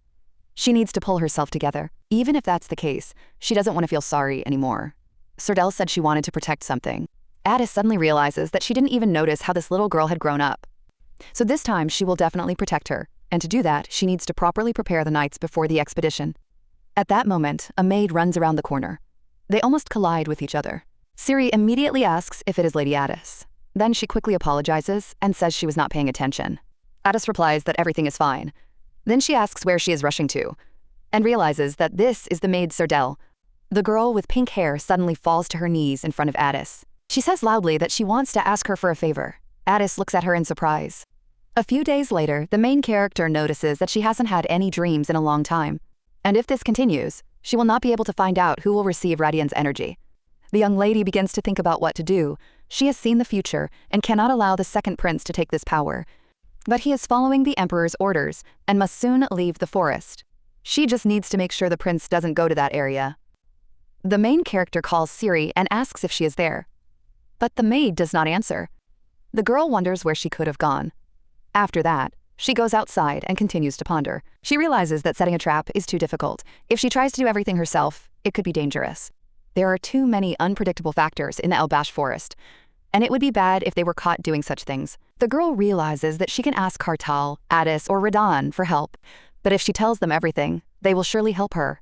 Only they will not allow her to absorb the energy and will try to do it themselves. At that moment, the main character notices the knights training. They have been working since early morning. The girl wonders whether to use the Imperial Knights. But she immediately realizes that this is a bad idea. It will be difficult for them to act. After all, the goal is to restrain the second prince. The young lady wonders if there is another way to solve the problem without harming her family. At that moment, someone addresses her. The girl thinks the voice sounds familiar. It turns out to be the maid. She runs up to her mistress and says that she woke up early today. The young lady asks if it is Siri. The girl with pink hair apologizes. She says she completely forgot about the time and was going to go to the market. The main character replies that everything is fine. Then she asks what she is doing here. The maid explains that she is practicing sword fighting. The main character is surprised and asks why she is doing this. Siri replies that she already told her. She is also going to the Elbash forest, which means she has to become stronger. The main character wonders if she really believes she can go there just by training. But the maid confidently asks if her mistress has considered how strong she will soon become. She admits that she cannot become stronger right now. But after the expedition, she wants to continue helping her mistress for a long time. The girl says that Surdel has always saved her, and she only received help. So now she wants to help her. She wants to become her perfect sword. The maid adds that she is doing this to repay all the kindness one day. The main character suddenly asks what exactly she just said. The girl repeats that she wants to repay the kindness. But the young lady clarifies what she said a moment earlier. The maid says she was talking about the perfect sword. At that moment, the main character has a sudden realization. The way to stop the second prince without harming her family is right there. After a while, they find themselves in the city. One of the servants says that there are a lot of people here. The young lady asks them not to get too excited. They did not come here for entertainment. The young man replies that she should not worry. Siri asks why Tara is coming with them. The young man says that the lady herself invited him. The maid asks what business her mistress could possibly have in such a place. The main character replies that she needs to find a certain person. She spots the right person in the newspaper and shows him to Tara. She asks him to remember him. After the fight, he must immediately go to the waiting room and grab this person. The guy just nods. After a while, they find themselves in the arena. One of the hosts announces that the audience will finally see the long-awaited battle. The fight will begin right now. The maid says that this is her first time in the arena, and she is very interested. Tara replies that if she watches closely, it will be even more interesting. The host announces the start of the first fight. Betting begins immediately. The main character says she will bet 20 gold coins on the skinny guy. The young man says in surprise that this is too reckless. The maid decides to bet 5 silver coins on the same fighter. She thinks he looks strong, while his huge opponent seems too slow. The young man also decides to bet 1 coin on the thin fighter. The main character thinks that this guy is rather spineless. Then she looks at the newspaper and realizes that the right person will participate in the last fight. Last time, he didn't lose a single fight in 2 weeks, and he made the audience admire him. This man's name is Edward Blaine. At this moment, the young man is sitting in the waiting room. One of the fighters asks if this is the same newcomer who arrived today. He says that the guy looks too thin and weak, but Edward sits calmly, showing no signs of fatigue. The maid notices that the battle is taking too long. She says that even if this man is considered a rookie, he moves as if he has already fought many battles. A man standing nearby quietly asks if this is all just a show for the audience. After all, he had heard that sometimes fighters deliberately create tension, especially when the difference in skill is too great. That way, the fight doesn't end too quickly and predictably. At that moment, someone in the audience shouts loudly. He indignantly asks how long the champion is going to drag it out and why he doesn't just finish it already. The man looks at this guy, and he realizes that he doesn't look tired at all. New shouts come from the audience, asking why the champion still can't defeat the newcomer. Then the champion shouts loudly that enough is enough. He says that it will all end now and rushes forward. During the sprint, he shouts that he cannot lose, and that victory will be his anyway. But in the next second, he simply runs past the guy. Stopping, he suddenly notices blood on his nose and asks in bewilderment when it happened. The whole hall is confused. People claim they didn't even notice the moment when the guy pulled out his sword. The champion turns to Blaine and asks loudly if this guy even knows who he's standing in front of. But as he is about to say something else, a sharp pain pierces his legs. He immediately loses his balance and falls. The young man calmly puts the sword back in its sheath and says that it will no longer be able to stand. He has cut the tendons, but the cut is not too deep and will heal if he rests a little. However, if he tries to get up right now, it could be the last moment of his life. The host also looks shocked. A second later, he loudly announces that the championship fight is over. The unknown young man has defeated the best fighter. The guy calmly turns around, and the announcer says that a new champion has appeared before their eyes. And today, a new chapter in history was written in the arena. The audience begins to loudly cheer for Blaine. The main character turns to Tara and quietly says that the time has come. He immediately understands and agrees. But just as the guy is about to leave, someone approaches him and asks with a smile where he is going in such a hurry. The main character is a little surprised. The stranger takes off his hood and says that they haven't seen each other in a long time. She finds herself face to face with His Majesty, the second prince. The young lady immediately bows and greets him. But the prince says that there is no need for formalities in such a place. Didn't they come here just to have fun? The girl notices that the room is almost empty. Apparently, the guy noticed the aristocrats, recognized the second prince, and quickly disappeared. The red-haired young man says that watching the fight, he felt like a loser for the first time. He adds that the girl must have made a fortune today. He admits that he himself won a little. But then he says that he never thought she had such good intuition. He really looks surprised, although he admits that he shouldn't be. The main character is slightly annoyed. She replies that she was just lucky. In her mind, she wonders why the second prince came here in the first place. Maybe he just decided to flirt, or maybe he has the same goal as her. The man suddenly notices that the last participant was truly impressive. The girl wonders why he suddenly changes the subject. The red-haired young man continues, saying that an uninformed person might think that the guy was just a good fighter, but in fact, his movements were unique, and he managed to truly impress the audience. Then His Highness turns to the young lady and asks her opinion. The main character smiles and replies that it was great. The second prince asks with interest if that is really all she has to say.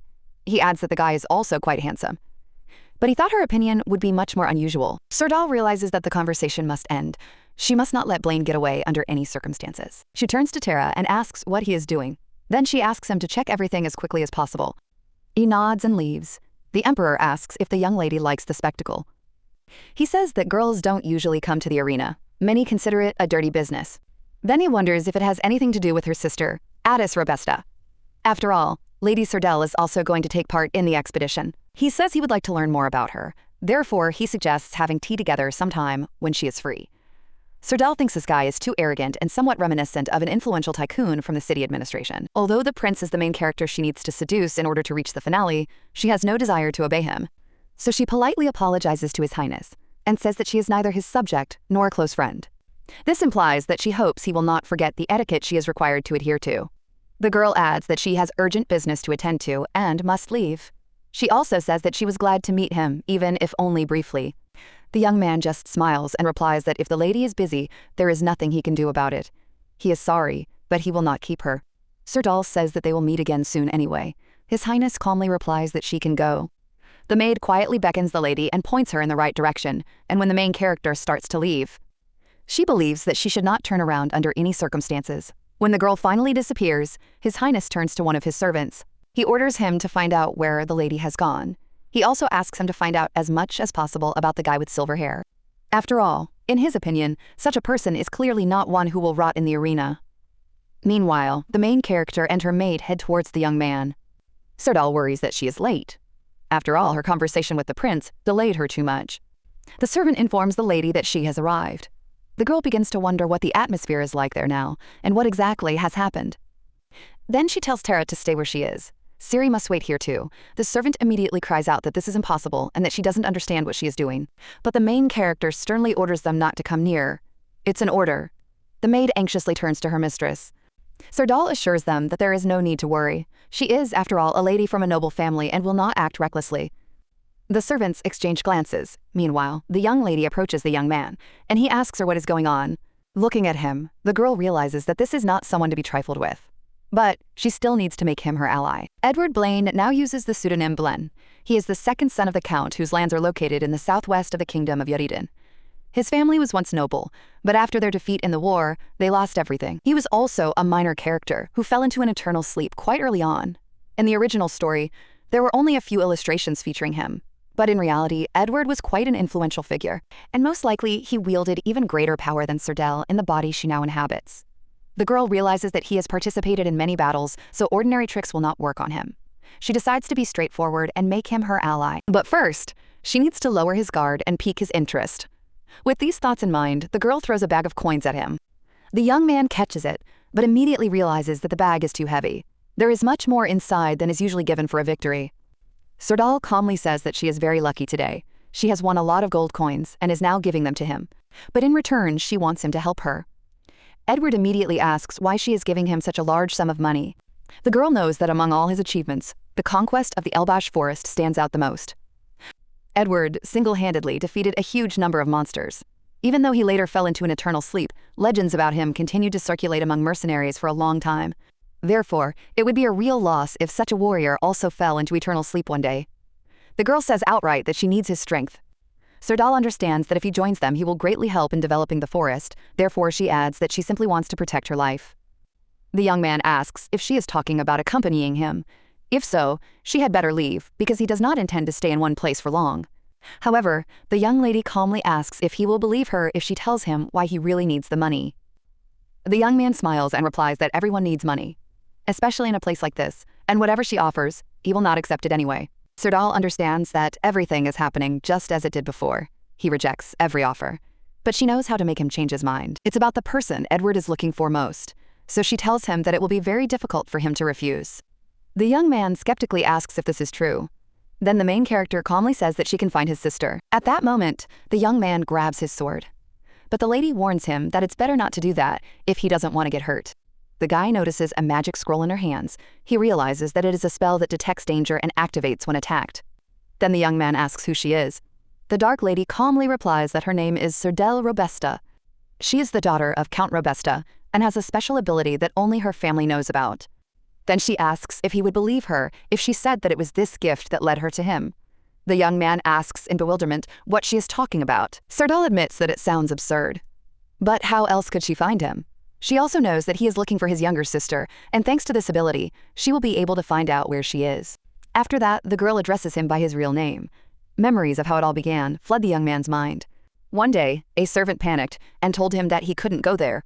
Count Blaine had fallen, and the enemy had beheaded his master and was already moving on. The young man, in shock, asked if his father had really been defeated. He desperately shouted that he had to go there. But the servant said that the countess and her eldest son had also fallen into an eternal sleep. Therefore, the young gentleman could not return. The young man asked where Lar was. The servant replied that he could not go there because the lady was being held captive and the enemy army had already advanced far. The southwestern part of Yarden no longer belonged to the Blaine family. The servant begged the young master to flee, at least for his own life. But the young man refused. In the end, the war was lost, and the price of defeat was terrible. His family was no more, and his only sister was sold into slavery before he could save her. He had neither money nor power. He concealed his name and status and began wandering the world in search of his sister. Some said she might already be in eternal sleep, but he refused to believe it. He did everything he could. He earned money by any means possible and seized every opportunity. Every time he heard any news about his sister, he immediately rushed there. But every time he found only emptiness. Over time, he even stopped understanding who he had become. And now this girl suddenly says she will find his sister. She knows his name and his past, so now he just doesn't know what to say. Finally, he asks what exactly he needs to do. The main character realizes that everything has worked out. She says that she cannot explain everything in detail right now, but hopes for his help. If he agrees, she will find his sister within 20 days. If she fails, their agreement will be canceled. As compensation, she will pay him twice as much as she does now, just for wasting his precious time. But she has a few conditions. The guy immediately asks what they are. The young lady says that the first condition is not to ask questions about her abilities. The second is not to tell anyone about it. The girl realizes that he may have guessed that she can see the future. Therefore, she has to reveal some of her secrets to gain his trust. Serdal adds that there is no need to think about it for long. It's just a deal. If he agrees, let him shake her hand. The young man looks at her outstretched hand. At that moment, he remembers his sister. Then he quietly asks if she can really find her. The young lady confidently replies that she promises she can. She also says that she can create a new identity for him if he wants, and he will be able to search for his younger sister while doing his job. The young man replies that many people have tried to get him. Among them were even noble ladies who said they were willing to do anything for him. But he had never met anyone like her before. The young man kneels on one knee and bows his head. He says that his younger sister is the last member of his family left. He asks the girl to find her. He does not need money, so he begs her to do it at any cost. For if she fulfills her promise, he, Edward Blaine, will gladly become her sword, but if she does not find his sister, she must be prepared for the consequences. The main character wonders whether he is just making empty threats. Then she calmly asks if he needs time to think it over. The guy replies that he doesn't. He says he accepts her offer, and he will do everything possible while she searches for his sister. Then the main character extends her hand and says okay. From that moment on, their contract is sealed. She also asks him to take care of her. The young man agrees and shakes her hand. A little later, the young lady returns to the palace. She notices that he is indeed a real young gentleman. Besides, he looks very dignified in these clothes. The girl realizes that first she needs to introduce him to her family properly. She enters her father's office. He asks if they have arrived. The girl replies that they have, but in her mind she is still thinking about how exactly to introduce this guy. Her father looks closely at the young man with silver hair and remains silent. The guy also remains silent. Finally, Cartel says that he hopes she has a good reason for doing this, and as long as she is safe, he is fine with it. The main character is surprised because she hasn't even explained anything. Then she says that it won't hurt her or their family in any way. In her mind, she assumes that her father is thinking about her prophetic dream again. Then she looks at her sister and wonders what she is thinking. At that moment, the girl asks if it is the same guy who fought in the arena. The main character is slightly surprised and asks how she knows this. Addis calmly replies that the second prince saw her there, and he did not forget to mention that she took away the man she was watching closely. Addis adds that she still has everything to figure out, but judging by the energy he exudes, it's clear that this guy has excellent skills, and most likely, the girl is going to take him to the Elbash forest. The main character agrees with this. Addis nods and says that since she is also participating in the expedition, she must have a plan. But still, she points her sword at the guy and warns him coldly. If he hurts her sister even a little, his head will roll. The guy calmly replies that he won't cause any trouble. The girl just says that time will tell. Then she adds that he'd better be careful around her sister, unless he wants his handsome face to turn into a pitiful sight. And in general, it's better not to look in her direction and create a weird vibe. The main character turns to her sister and says that she must be tired. But she has a small request. The girl immediately responds. Then the main character asks her to check on Siri. The maid looks at her in surprise. Addis recalls how she recently asked if Siri could learn the basic stance of an imperial knight in half a day and defeat the knight she was introduced to. She then admitted that it was quite surprising. To be honest, she thought the maid wouldn't last a single day, but she had shown good results, and it seemed that the talkative Terra had trained her better than expected. After saying this, the girl handed the maid a sword. She ordered her to take a stance. When Siri did so, Addis admitted that it didn't look too bad. Then she suggested looking at her skills. And so, the fight began. The maid tried her best, but the blows still reached her.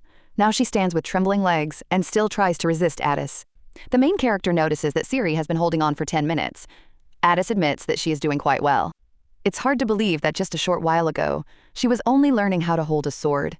Addis notices that the maid is closely watching the trajectory of her sword. This girl is learning frighteningly fast, so she says she didn't think she would have to use more force. After that, she starts to fight more seriously. The main character feels such powerful energy that it becomes difficult to breathe. Edward immediately stands in front of her, shielding her. The girl realizes that it has become easier to breathe, but she still looks anxiously at Siri. At that moment, her sister's strength overwhelms the girl. The maid instantly jumps up. She shields the lady with her body, falls to her knees, and asks if everything is all right. Addis turns to Siri and says that she protected Serdell, even though she knew perfectly well that she would not harm her sister. But this is precisely the virtue that a true knight must possess. After all, a knight must be more attentive and cautious than even his master. And this girl truly possesses talent and devotion. The maid smiles and turns to the lady, and the lady wonders why she is doing this again. Addis says that Siri clearly likes this path, therefore she will entrust the training of this girl to the vice captain, and everything will start with the basics. If she continues her training, she will be able to earn the title of knight. The main character is surprised and wonders if Siri is really that talented. The maid immediately kneels down and thanks her mistress. She promises to work hard. Serdal realizes that she herself has changed very little, but for some reason, too much has changed around her. With a smile, she congratulates Siri. However, Edward, standing nearby, only frowns. After a while, the young lady's father speaks. It seems that lately she has become increasingly interested in the affairs of the estate. The girl doesn't even know how to respond. She realizes that she got too carried away and was being watched closely. The man says that such matters are usually handled by the mistress of the estate, and if she is not there, decisions are made by Addis, Eris, or her assistant. The girl realizes that he is right. She apologizes. But the man says that Addis used to be an imperial knight, so she spent a lot of time away from the estate. Serdal wonders where he is going with this. Then the man adds that Radon also rarely deals with such matters because he is constantly away. He himself was too busy managing the estates. He admits that this was irresponsible of him. Previously, all matters on the estate were handled by Monem, the butler, and his deputy.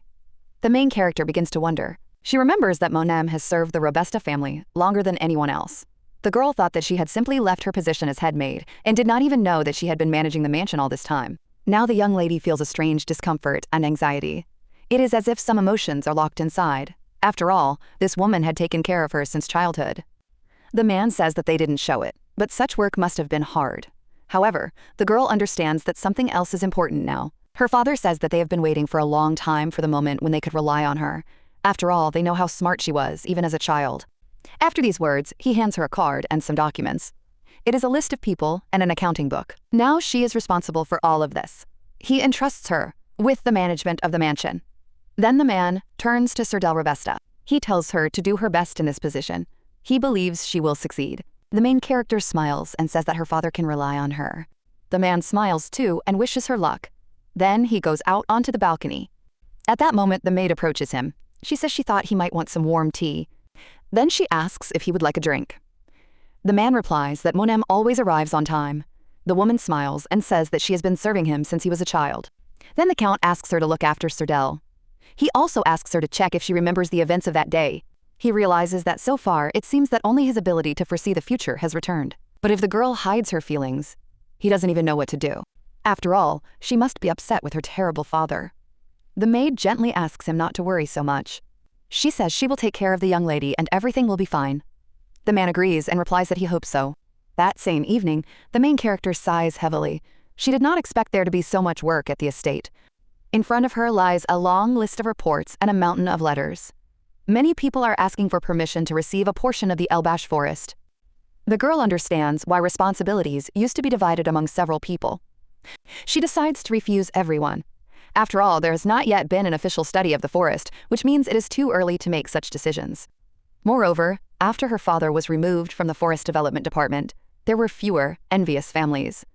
But the situation in the neighboring territories remains strange. Therefore, the residents' anxiety only grows.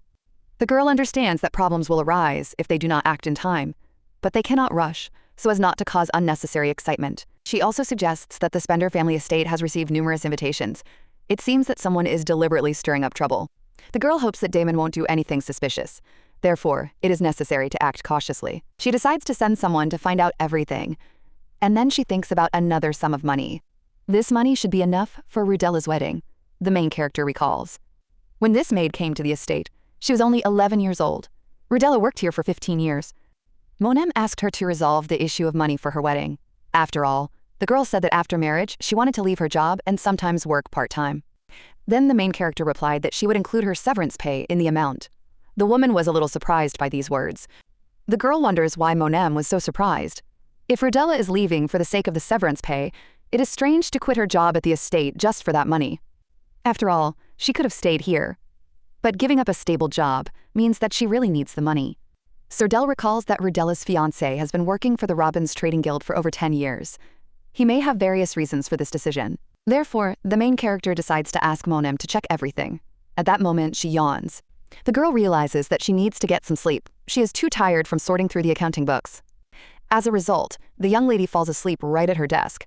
Edward has been standing outside the door the whole time, and he is still frowning. The next day, the girl wakes up and realizes that she has overslept, and there is still a lot of work ahead of her. She has no time to rest. She needs to pull herself together quickly.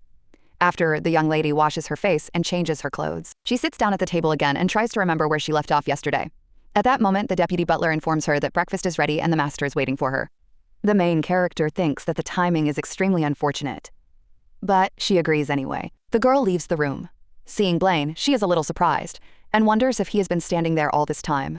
The guy approaches the young lady and asks why she isn't doing anything. And did she really decide to just play with him? The deputy butler indignantly asks how he dares to say such a thing, but the main character stops him. She says she understands Edward's feelings, but he shouldn't be mistaken. They still have time, so there's no need to rush things. He should be patient, because that's the only way they'll be able to find her. After these words, the guy just falls silent. The young lady wonders if he really said that she was playing with him. She understands that he is eager to find his sister. But such words still sound too harsh, and it hurts her a little. The girl enters the dining room and wishes her father good morning. He greets her back and invites her to sit down. The young lady notices that Addis and Radon seem to be busy again from the morning. However, they are rarely seen at home anyway. At this moment, the man says that he heard that she declined all invitations.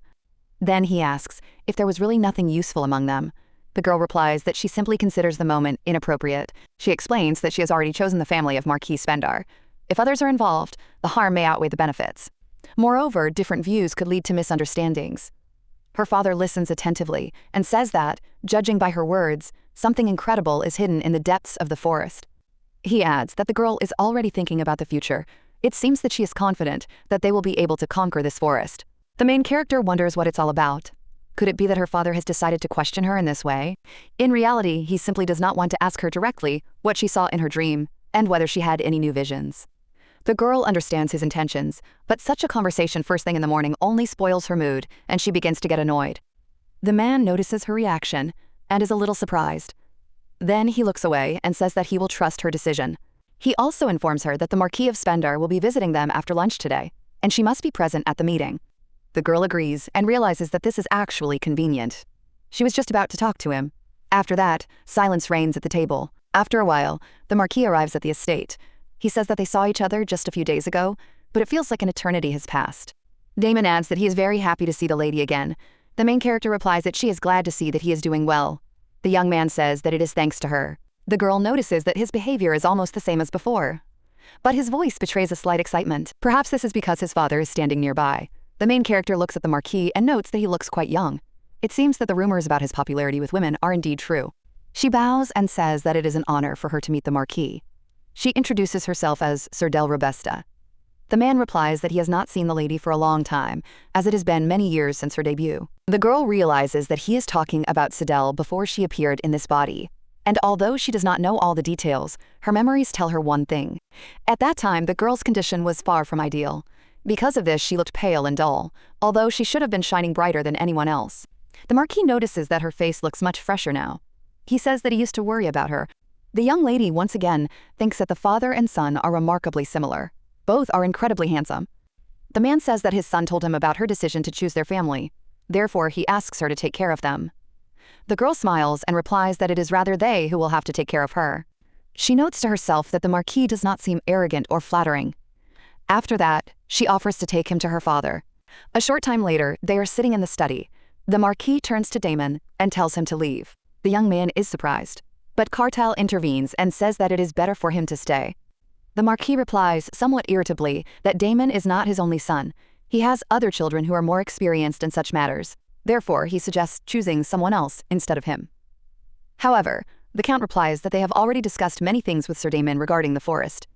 And if he is not present at the negotiations, it will only complicate the situation. Besides, he chose the Marquis as his partner after meeting him. Therefore, the Count asks not to involve family disagreements in the matter. The Marquis understands that this is a warning. He is given to understand that he should not involve his other sons in this matter. Moreover, the Count also has sufficient authority in this matter. Damon looks at his father, then takes out the documents. He says he prepared them, especially for today's meeting. He suggests that they look at them first. The Count takes the papers in his hands. He sees that the young man has gathered information about abandoned mines discovered on the Marquis' lands. He also proposes an approach to the future development of the deposit in the Elbosch forest. The man admits that it is indeed good work. After that, he invites the young man to sit down. Then the Count shows his document and asks him to take a look. It briefly describes the method of extraction and further plans for the Magic Stone mine. The Marquis looks closely at the papers and notices that the plan differs greatly from the usual mine design. It looks more like preparations for war. He then says that he will provide them with 50 knights, 1,000 soldiers, and several experienced miners. In addition, he will separately hire about 200 Class A mercenaries and allocate 5,000 gold coins. The young lady realizes that he is subtly demonstrating his concern for the people. But in negotiations, such details are of great importance. The Marquis adds that there is an excellent armory on their territory. He offers to entrust the purchase of weapons to them. The Count agrees and says that they have already prepared food supplies. Then the Marquis asks to see one of the magic stones. He admits that he has never seen one so close up. The young lady realizes that the conversation is finally getting to the point. The stone is brought and placed in front of them. The Marquis looks at it with obvious surprise. The Count calmly says that after mining begins, they will receive 10% of the entire yield each month. The Marquis replies that he has not even had time to properly examine the stone. He believes that it is worth discussing the reward after a full inspection of the deposit. After all, if the magical energy turns out to be uneven and the stones vary greatly in quality, conditions may change. The girl understands that the Marquis simply does not want to take any risks. But the Count calmly replies that he cannot offer more than 10%. After a while, the Marquis leaves the estate. Damon admits that he was really nervous this time. The girl replies that it was noticeable. The young man asks if it was really that obvious. She remains silent, and he realizes that it was. The main character thinks about how her father is lower in status than the Marquis. But as a man of noble birth, he is in no way inferior to him. He even offered compensation if the losses exceeded the profits. Moreover, the Marquis himself saw that even low-quality stones would be no worse than those mined in other mines. And 10% is not a small share at all. The girl understands that her father has made it clear that the Marquis has no reason to complain. That is why the Marquis could not argue. It is always difficult to find a compromise in negotiations with her father. Damon asks what she is thinking about. The girl replies that she is thinking about exploring the forest. Then she asks if he will have any problems with his stepbrothers. The young man replies that a magical contract has now been made. Even his father cannot change anything. After that, he looks at her intently and asks a question. He asks if she is worried. The girl asks him to clarify what he means. Then the young man says that he is worried about her participation in the expedition. After all, it will be very dangerous. She could get hurt or even fall into an eternal sleep. She could get a wound or scar that would remain for the rest of her life. And that is what worries him. Then he asks what she will do if something terrible and unpredictable happens. He says he respects her decision, but it would be a lie to say that he doesn't want to dissuade her. The main character understands that he is genuinely concerned about her. This even makes her a little embarrassed. Then she turns to Sir Damon and says that the most important thing right now is that they are finally working together. So she suggests they just do their best. The young man is a little surprised, then takes her hand. He gently kisses her hand. The girl feels a strange sensation, as if her heart is slightly tickled and begins to flutter. Perhaps this feeling is similar to mild regret. It's as if you want this moment to last longer. The guy says that no matter what he says, she won't change her mind. So he suggests they just try together. And the young lady is still trying to understand what this new feeling is. After a while, the girl walks down the hallway and remembers the expression on the guy's face. Suddenly, she notices someone coming towards her. Looking up, she sees Blaine. The guy is about to say something, but the young lady calmly walks past him. Sir Dahl understands that it is difficult for him to hide his feelings. But still, now is not the time to rush. He needs to wait a little longer. After a while, Tara enters her office. He says he has brought what she asked for. The girl is surprised that he managed to do it in just 2 days. She thought it would take longer. The young man replies that it was her order, so he simply had to do everything quickly. Then he hands her the mask. But he still asks if she is going to go there. The young lady smiles. Tara immediately adds that she is not asking out of curiosity but because she is worried.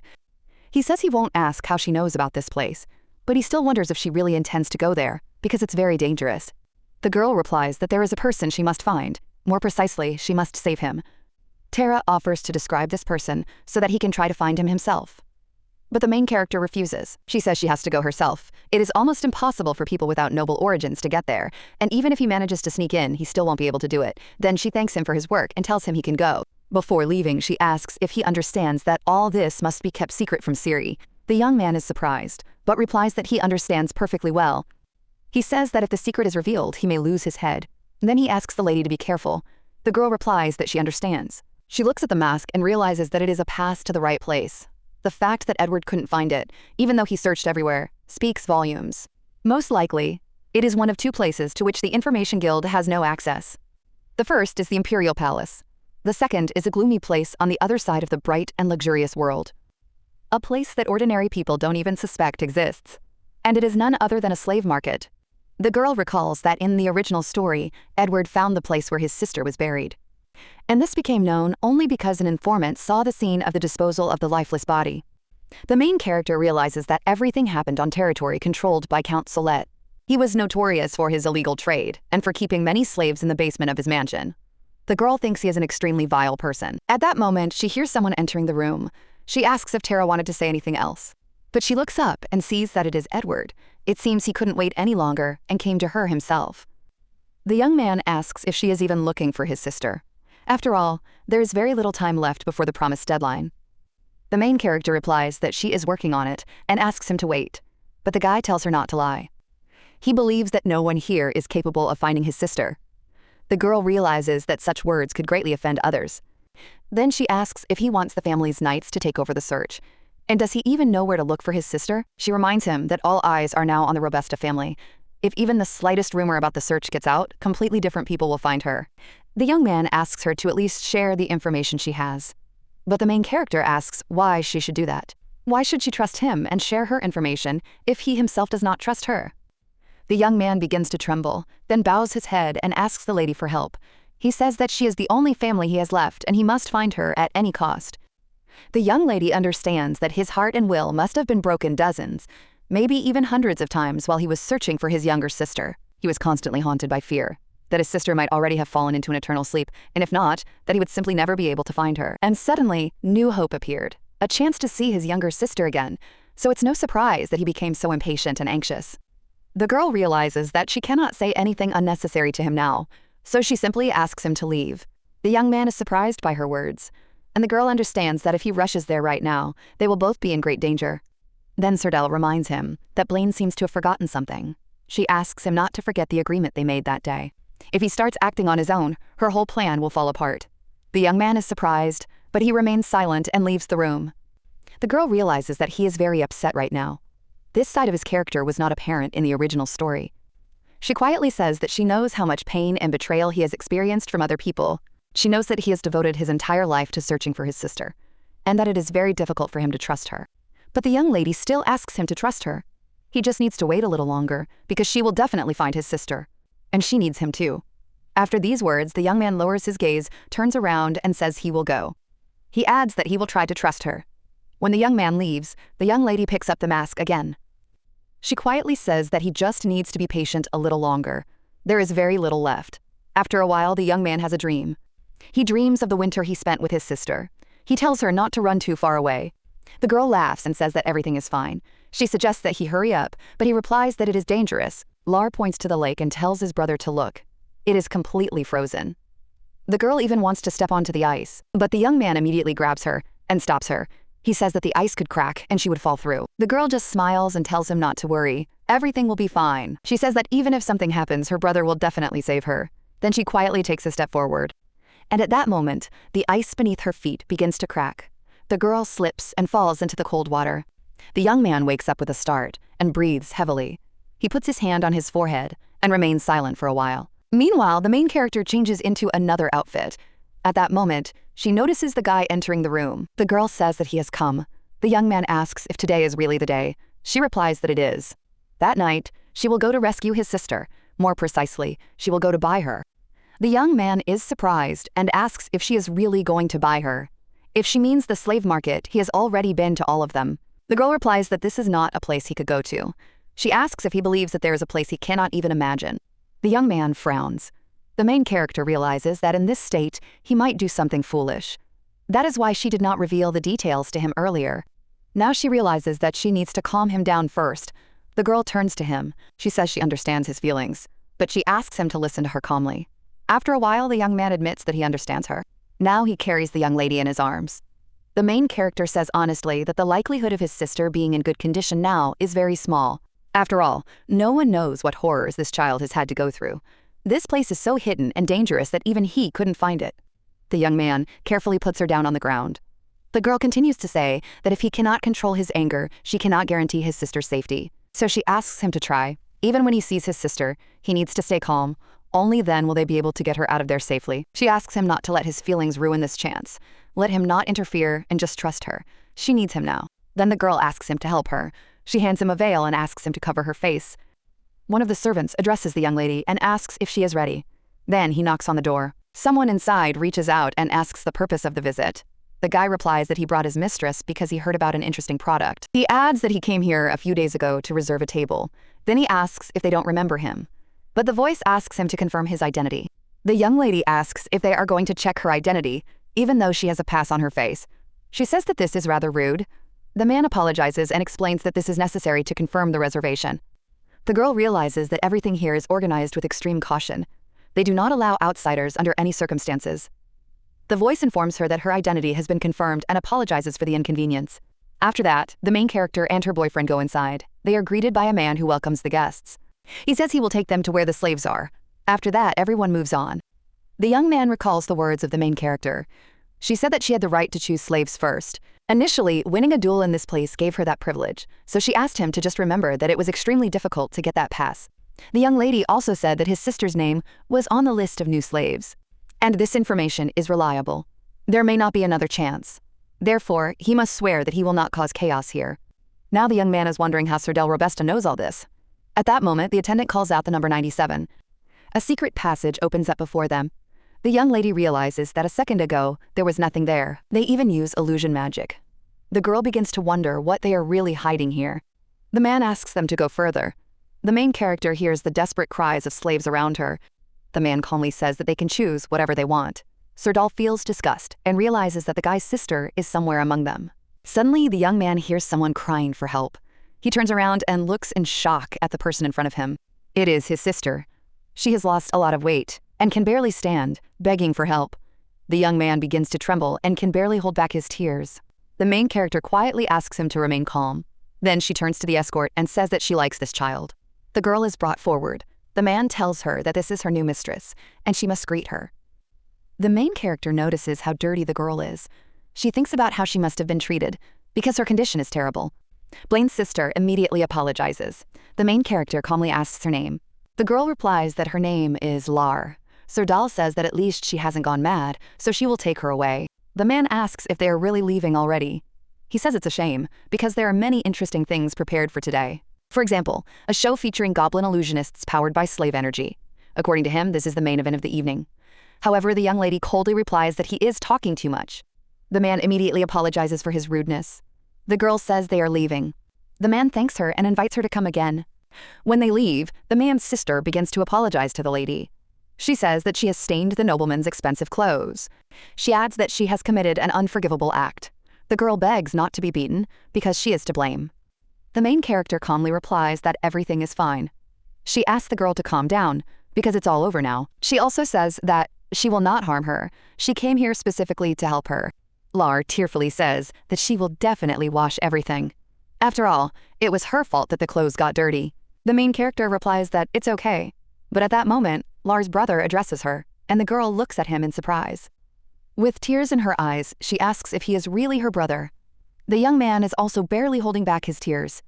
The main character says that the most important thing right now is to get out of here safely. She asks Blaine to take care of her sister. At that moment, she notices someone coming toward them. A man carrying a heavy bag walks by. The main character smells a red liquid. The girl realizes that there are dead bodies inside the bag. The screams of people she heard earlier echo in her head. The guy asks if she is okay because she has turned pale. The main character replies that everything is fine and suggests they hurry up. Sir Dahl senses that there is a strange and gloomy atmosphere around him. It feels as if something bad is about to happen. The cells that used to be filled with slaves are now empty. The girl tries to understand what is happening. Why does everything around her look so strange? She wonders if this is a prophetic dream. But she is not asleep. Then she thinks, maybe it's a premonition. But everything is happening right now, as if she is watching the present from the outside. Her consciousness begins to slip away. At that moment, someone calls out loudly to the lady and puts a hand on her shoulder. The main character regains consciousness. She realizes that she almost lost consciousness and says that everything is fine. But suddenly, she hears the desperate cry of a man begging for his life to be spared. The girl realizes that she must keep a cool head. She knows that intervention could change the course of history. And if serious changes occur in the finale, the consequences could be unpredictable. But she also knows how it feels. When you desperately wait for someone to come and help, it's loneliness and pain. That's why the young lady realizes she can't just turn a blind eye to what's happening. She says she has one more thing to do. The servant asks in shock what she means.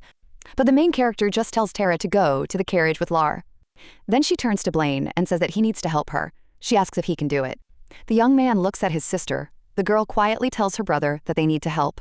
She understands that the lady wants to save other people. Therefore, she asks her brother to help her, because he is strong. The lady saved her, so she wants to help too. Tara warns the guy that they mustn't get hurt, otherwise Siri will put him into an eternal sleep. He says this without any joke. The main character asks the guy not to worry and to go. She says it won't take long and thanks Tara. Then, she asks Blaine to give her the veil. He can use another one himself. The young man asks what she is going to do. The girl replies that there is no other way. After all, they will simply burn the whole place to the ground. She unrolls the scroll, and at that moment, a fire breaks out. Someone shouts to open the door quickly. Others ask where the guard has gone. The young lady realizes that Blaine has successfully completed his part of the plan. She remembers how she explained the way to him. If he reaches the end, he will see a staircase leading to the basement. Going down, he will find a corridor, but he must go down 10 more steps. She also warned him to beware of illusion traps. Then he must go straight ahead and enter the armory. The last room on the right. There, he must destroy the device on the wall and break all the crystal balls in the next room, except for the yellow one. Then the guy asked why the yellow one had to be left. Blaine covers the young lady with his cloak. The girl thanks him and says that this place is hidden for a reason, because the public definitely shouldn't know about it. The young man asks if she found out about this place, thanks to her ability. The lady just nods and quietly says that she is sorry to ask him for this. But she asks for his help anyway. The slaves, whose lives are almost extinguished, need to be put out of their misery, and those who are still healthy need to be given a gold coin each. She will give him the money back later. The young man asks in surprise if she really trusts him. The young lady replies that she does. Even though their acquaintance began with a deal, and they have known each other for only a short time, she believes in someone like him. The young man is a little surprised, then leans toward her and tells her to hide in a safe place. When he is done, he will definitely find her. The main character asks how he will know where she is. The young man just smiles and says he will find her anywhere.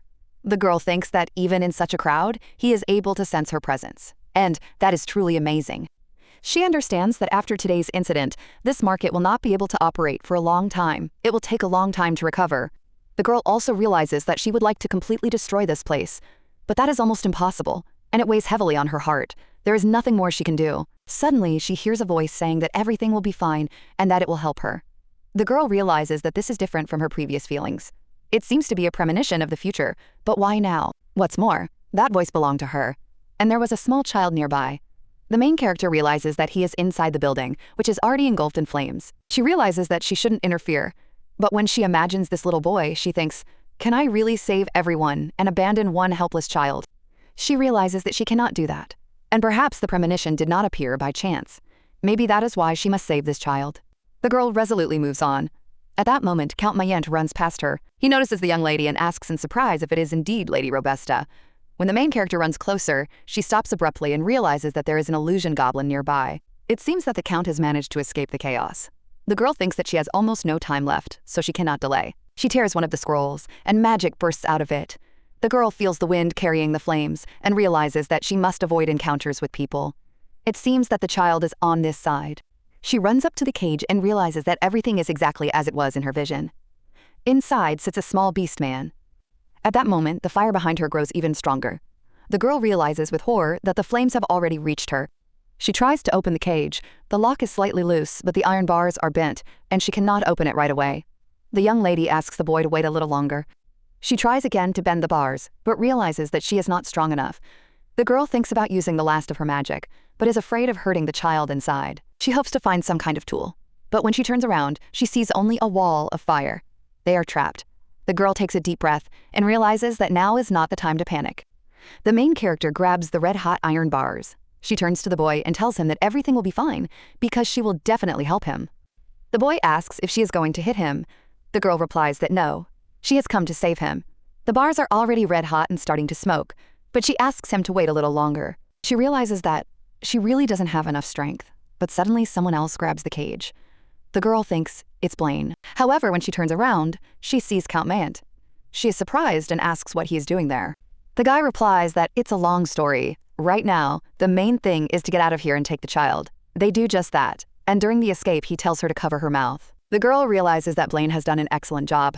It seems that many people have also managed to escape. Suddenly, a blow flies past them, and the boy barely dodges it. Mayan understands that the fire is getting closer, and the situation is becoming more dangerous. He tells the girl to hide behind him and follow him. Then he pulls a hidden sword from his staff and says that the enemy seems to be no ordinary foe. At that moment, another young man appears next to the lady and ends up behind her. Count Mayent cries out in shock. The main character smells a familiar scent. A moment later, the young man carries her outside. He apologizes for being late and explains that he decided to deal with the employees first so that there would be no problems later. The girl asks about the mask she gave him. The guy replies that he burned it in the fire because he didn't like seeing it being used in such a place. Then he asks if she is okay and who she is holding in her arms. He asks her to put the child down first so he can check her wounds. The boy climbs out from under the clothes and asks if she is hurt. The young man looks at the lady in surprise and asks who the child is. The boy addresses the young lady as his mother and asks again if she is hurt. The girl says she is not his mother and asks him not to call her that. Then the boy calls her sister and asks again if she is okay. Blaine asks where she found the child. Then he grabs the boy by his clothes and says he can't take him with him. He has checked many places and found no one. It seems that the child was kept here alone for some reason. The boy begins to struggle and asks to be let go. The young man says that a list of people looking for beastmen slaves has already spread among the nobility. If this child is seen near her, she may be suspected. The boy begins to sob quietly and says he will be obedient. Blaine replies that he is still a beastman and such children grow up quickly. The boy says again that he will be good. Blaine reminds him that they don't have time and that the lady needs to hurry home and treat her hand. The child says that he won't even eat and will be able to find grass himself. He adds that he doesn't want to be left alone again. He is calm and kind and can be very obedient. Therefore, he asks not to be abandoned. Blaine looks at his bitten hand and wonders if this is what they call calmness.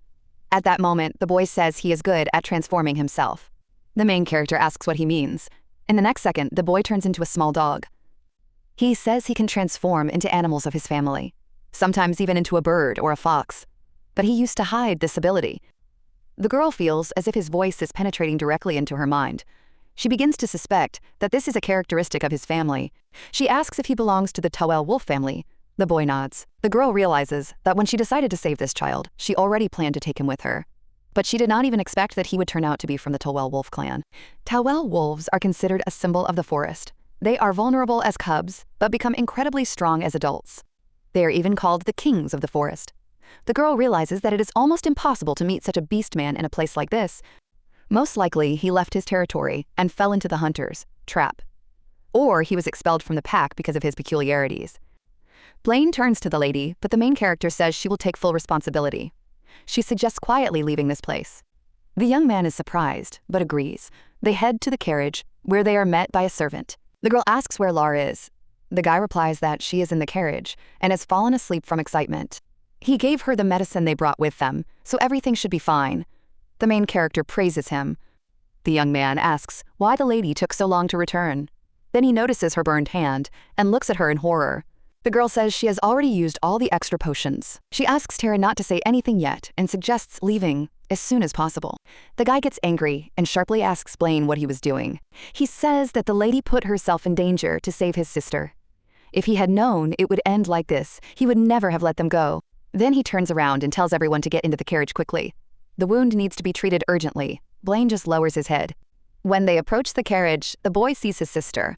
After making sure she is okay, he finally breathes a sigh of relief. The main character notices that Lar's wounds have disappeared. If it weren't for her clothes, no one would have thought she had been locked up in such a place. Tara feels guilty about her injury, even though she herself ordered him to go to the carriage with Lar. He cannot forgive himself for this. At that moment, Blaine addresses her. He looks at her burned hand, bows, and thanks her. He says that she has done him a favor that cannot be repaid even with his life. He thanks her again and admits that he does not know what would have happened to them without her. The main character says that he should also thank Tara, because it was he who cured his sister. The girl takes off her cloak and covers Lar with it. She realizes that thanks to this, she has managed to change the fate of these people. Lar will not fall into eternal sleep, and Blaine has found hope again. And even though she doesn't know all the details of the original story, the lives of this child and many other slaves have now changed. The young lady realizes that she can finally breathe easy. Exhaustion begins to make her drowsy. She remembers that she only wanted to break off her engagement and change her destiny. But events began to change much more than she expected. She wonders if she will be able to cope with all these changes. Today, she acted recklessly again and almost fell into an eternal sleep. But if she keeps going, maybe everything will end happily. At that moment, someone says they have arrived. The main character realizes that she has fallen asleep. She notices a cape on herself. The girl turns to the guy and says that he should have covered his sister with it. The young man replies that Lar has already drunk the healing potion, so her condition will not worsen. But the lady herself looks very pale. The girl remains silent, and the young man apologizes for not being able to take care of her. The main character says that he shouldn't apologize. After all, he finally found his sister. They pulled her out of that awful place, and that's what matters. So everything is fine. The servant says he will return later, after he has taken care of the remaining business. He asks the lady to hurry up with the treatment. The girl tells Tara not to worry and praises him for his work. She says that helping Lar first was the right decision. The guy nods, barely holding back tears, thanks her, and leaves. After that, the main character turns to Blaine and suggests going inside. Lar needs to be bathed. The girl feels slightly dizzy because she is very tired. At that moment, someone calls her name loudly. She turns around and sees Count Mayant.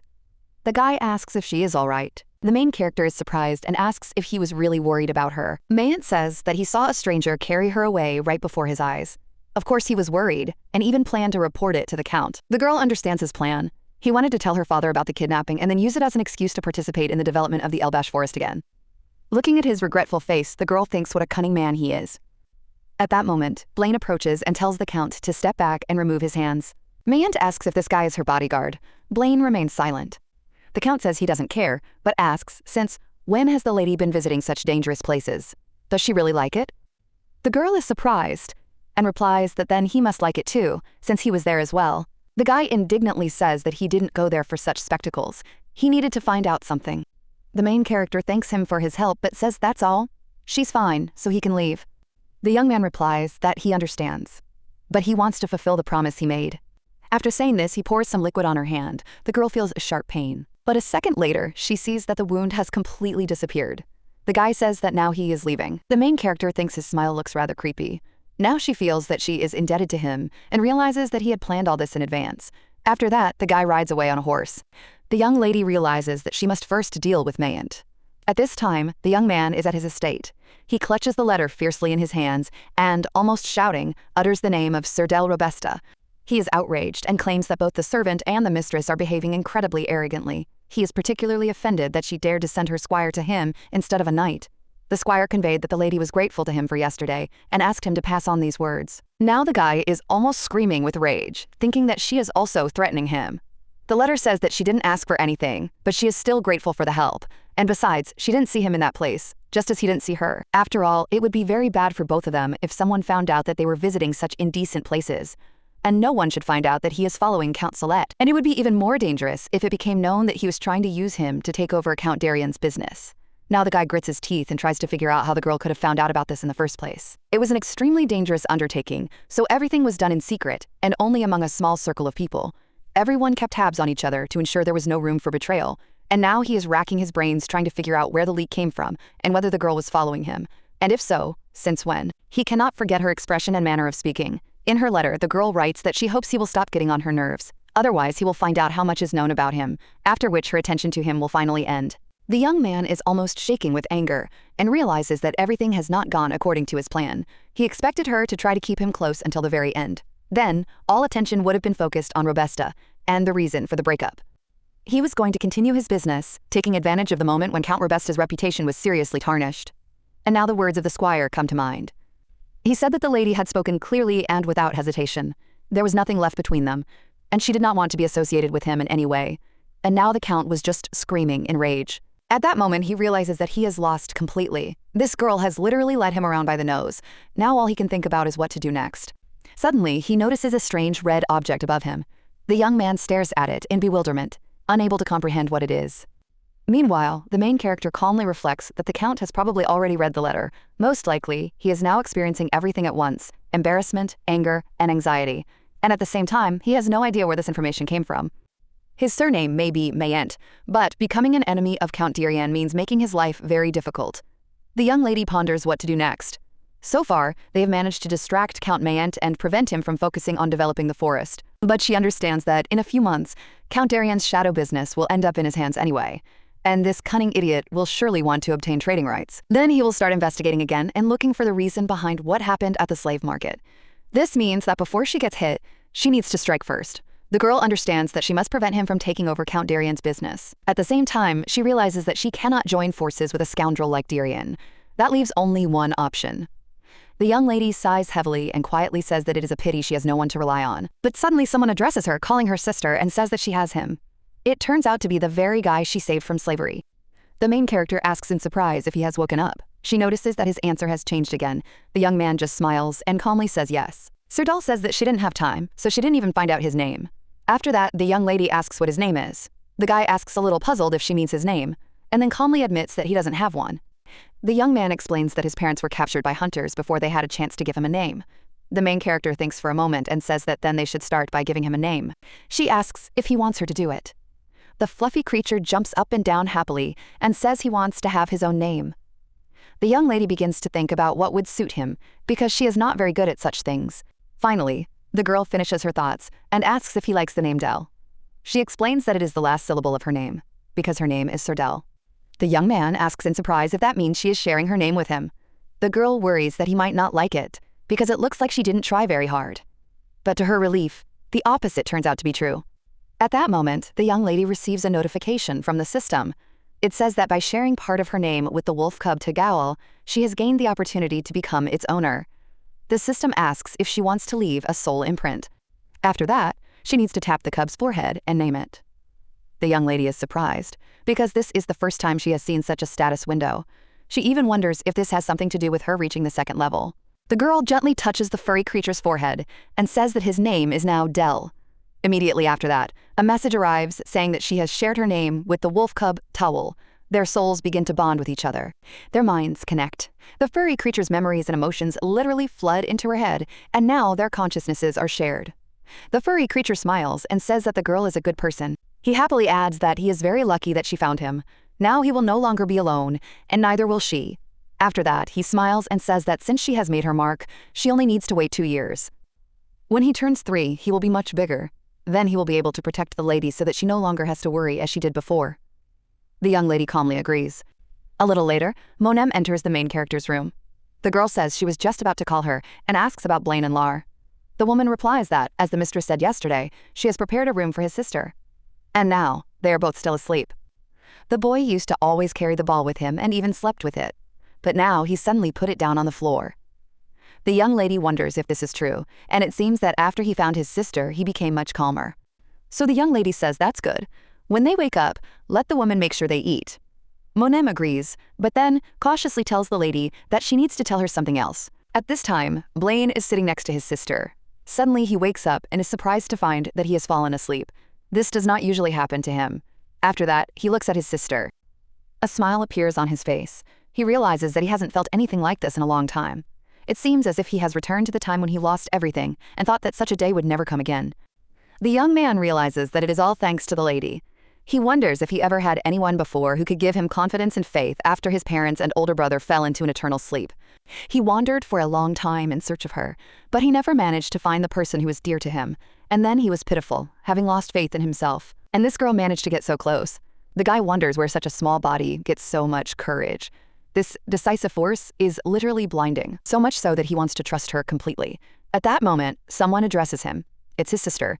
When the girl gets out of bed, the first thing she does is give her brother a big hug. She says she missed him very much, and thanks fate that they are alive and well.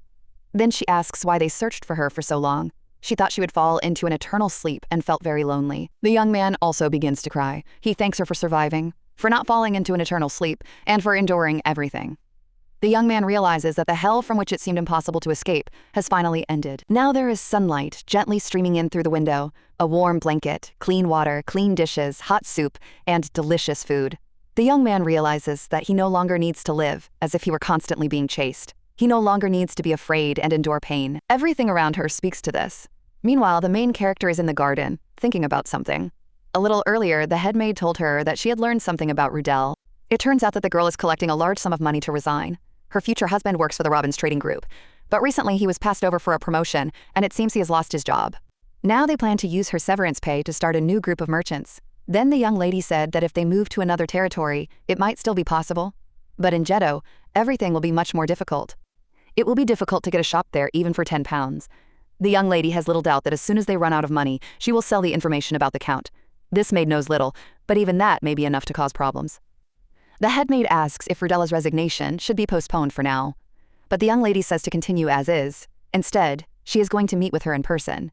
The girl realizes that this may be a chance to find the person she is currently missing. A little later, the maid comes to her mistress. The main character realizes that she will have to test Rudella a little. The girl asks why the lady called her. The main character replies that she heard about her upcoming wedding and wants to congratulate her. The maid thanks her and asks if the lady was out for a walk and decided to drop by. She offers to pour her a cup of tea. Rudell replies that that would be nice. The girl says she will prepare everything right away. The young lady notices how easily the maid changed the subject. She feels awkward talking about this in front of the lady, whose engagement has just been broken off. At the same time, her ability to conduct a conversation with such flexibility is truly impressive. The main character calmly asks the maid to make tea for herself as well, which surprises the girl a little. A little while later, they are sitting together at the table. The main character says that before coming here, she had already approved the girl's resignation. She also mentions that the maid's future husband has been a member of their merchant group for a long time. The maid confirms this, and the main character asks if she plans to trade with him after she leaves. The girl is momentarily lost for words and doesn't know how to respond. The young lady calmly continues, saying that she doesn't know how much money they have managed to save. But in Jeddo, it will be extremely difficult to recoup all the expenses, from the purchase of the store to its preparation. Besides, she has heard something about the girl's future husband. The maid quietly clarifies that his name is Edvan. The main character replies that yes, she has, and adds that she has heard about his failure in the competition, after which he was expelled. After that, she asks whether the current head of the trading group will leave Edvan's store alone if he becomes his competitor. The maid replies that they will have to put up with it. As for money, Edvan has an acquaintance whom he met while working in a trade group. This man owns several buildings and seems willing to help. The main character immediately says that if he approached him in this way, he is almost certainly a loan shark. She adds that this is the shortest route to becoming a legal slave. The maid is visibly surprised. The young lady realizes that everything is happening exactly as she expected. the maid begins to realize that although her and Edvan's current income is higher than that of ordinary people, it is still insufficient. Moreover, working in a trading group and managing your own business are completely different things. But the girl still doesn't understand why her mistress decided to talk to her about this personally. She knows that the lady doesn't interfere in other people's lives without reason, and she certainly wouldn't put someone in an awkward position for the sake of entertainment. So she needs something from them. The girl cautiously asks if the lady really needs a trading group that will report directly to her. The main character asks why she has decided this. The girl replies that there are currently active rumors among merchants about the Count's development of the Elbash forest. There are already several groups that want to engage in the trade of minerals. In times like these, she will, of course, need a reliable and honest head of the trading group, someone who will never betray her. The main character realizes that this girl is really smart. Her ability to read the situation turned out to be even better than she expected. In addition, she instantly remembered the development of the Elbash forest. That is why Rudella is the best person for the job. The main character calmly says that everything is exactly as she said, and she is ready to help them create the trading group they dream of. But in return, the girl must become the deputy head of this group. Rudella asks her to wait a little, because everything is happening too suddenly. However, the young lady replies that her decision was not spontaneous at all. While she was reviewing the resignation documents, she carefully studied the accounting books and the tasks that the girl was working on. The work was organized in a very systematic and reasonable manner. In addition, the feedback from other employees completely coincided with her own conclusions. In addition, the magic stones from the Elbash forest could be of great help to their trading group. Therefore, she offers cooperation.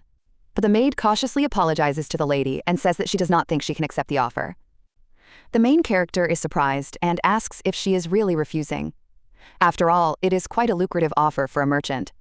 The new trading group could make a lot of money from this deal.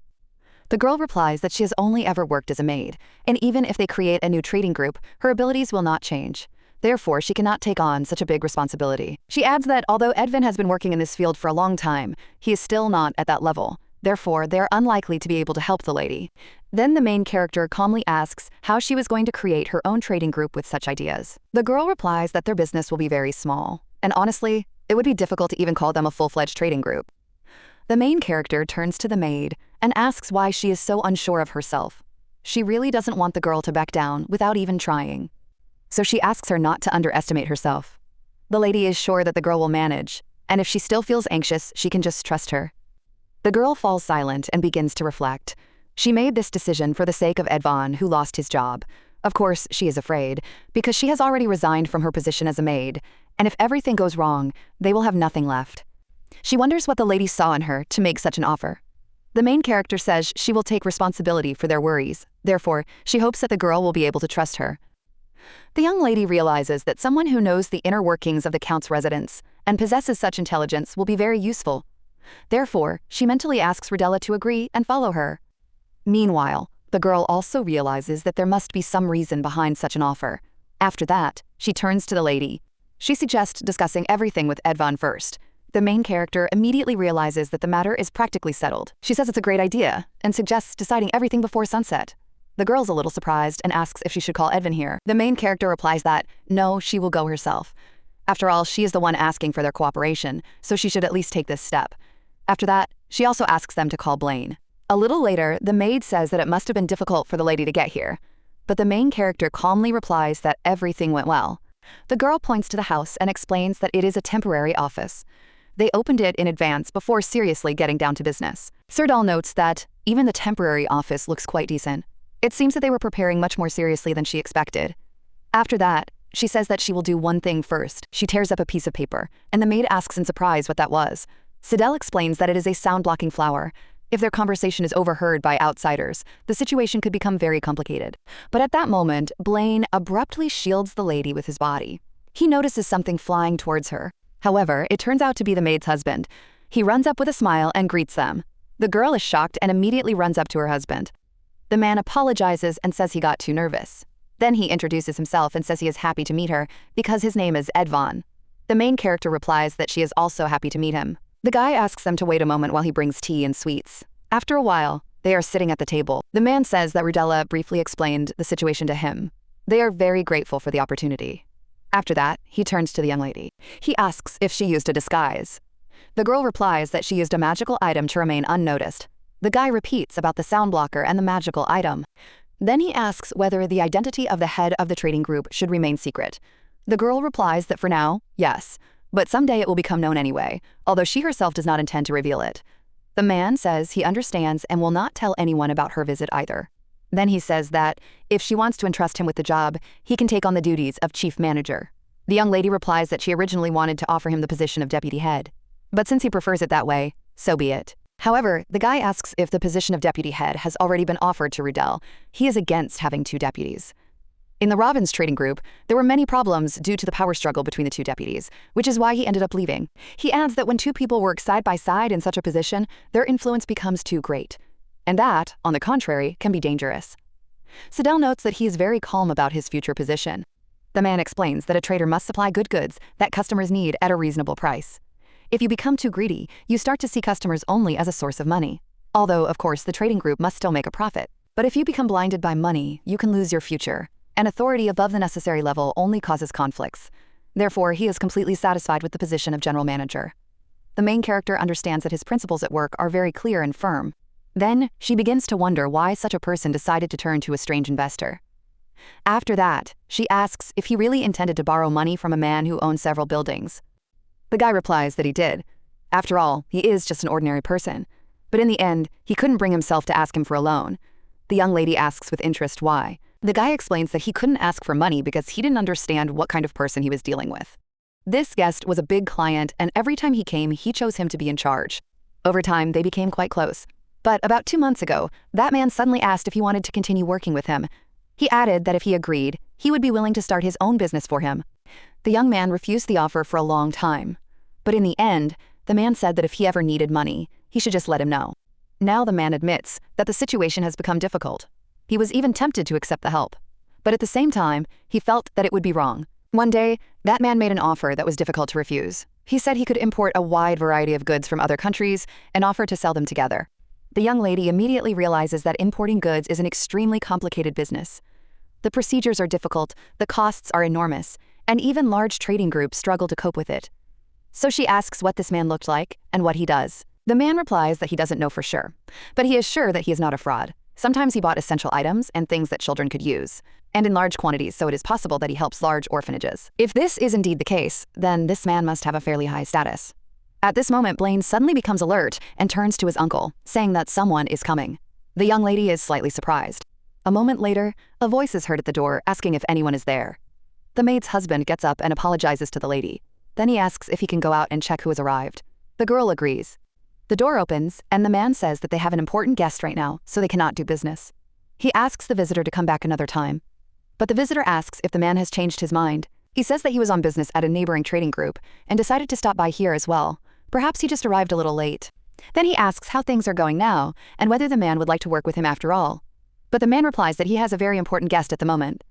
After that, the stranger looks at the people in the room. The main character also looks at him and is very surprised. Standing in front of her is Filden. The guy starts to approach and asks with interest what is going on here. But at that moment, Blaine stands in front of the young lady, shielding her with his body. The main character calmly says that everything is fine. Then she adds that they are having a meeting and asks him to leave them alone. The guy just smiles and says, so be it. But he still asks why they always bump into each other like this. He notices that they have an important guest, so he will come back another time. The man turns around in surprise and asks if they know each other. But Filden is already turning away and leaving. The main character sighs quietly and thinks that this time she seems to have been lucky. The maid's husband asks if she knows this man and if they have met before. The girl replies that she does not and asks not to be associated with this man. The man apologizes for the unexpected situation. After that, he suggests returning to their conversation. He says that if the lady is willing to trust him, he would like to join her. His business intuition tells him that it is worth following her. The maid also nods in agreement. The main character replies that it is fine, and that she trusts them. As she thought, entrusting the trading group to these two was the best decision. The man asks for the magic contract. The young lady hands him the document and asks him to sign it. But at that moment, she realizes something much more important.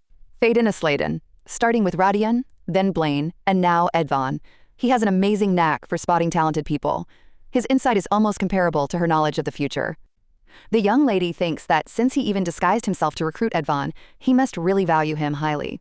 Perhaps Edvon was supposed to become Fielden's confidant in the business world in the future, even though his name was not mentioned in the original story. Serdal realizes that the problem may lie elsewhere. Her plan to manage the trade group while hiding her identity may now not go as she had hoped. She is also curious to see how this meeting with His Highness will affect her. Meanwhile, the young man heads to the palace, thinking that he expected to see her only during the final inspection before the forest was developed. But who would have thought that they would meet again so soon? Moreover, Serdel Rebesta's actions after breaking off her engagement to Mayent became quite unusual and interesting. For example, her participation in the development of the El Bosch forest. This was completely unlike her previous calm character. She also took a fighter whom he himself had noticed in the arena.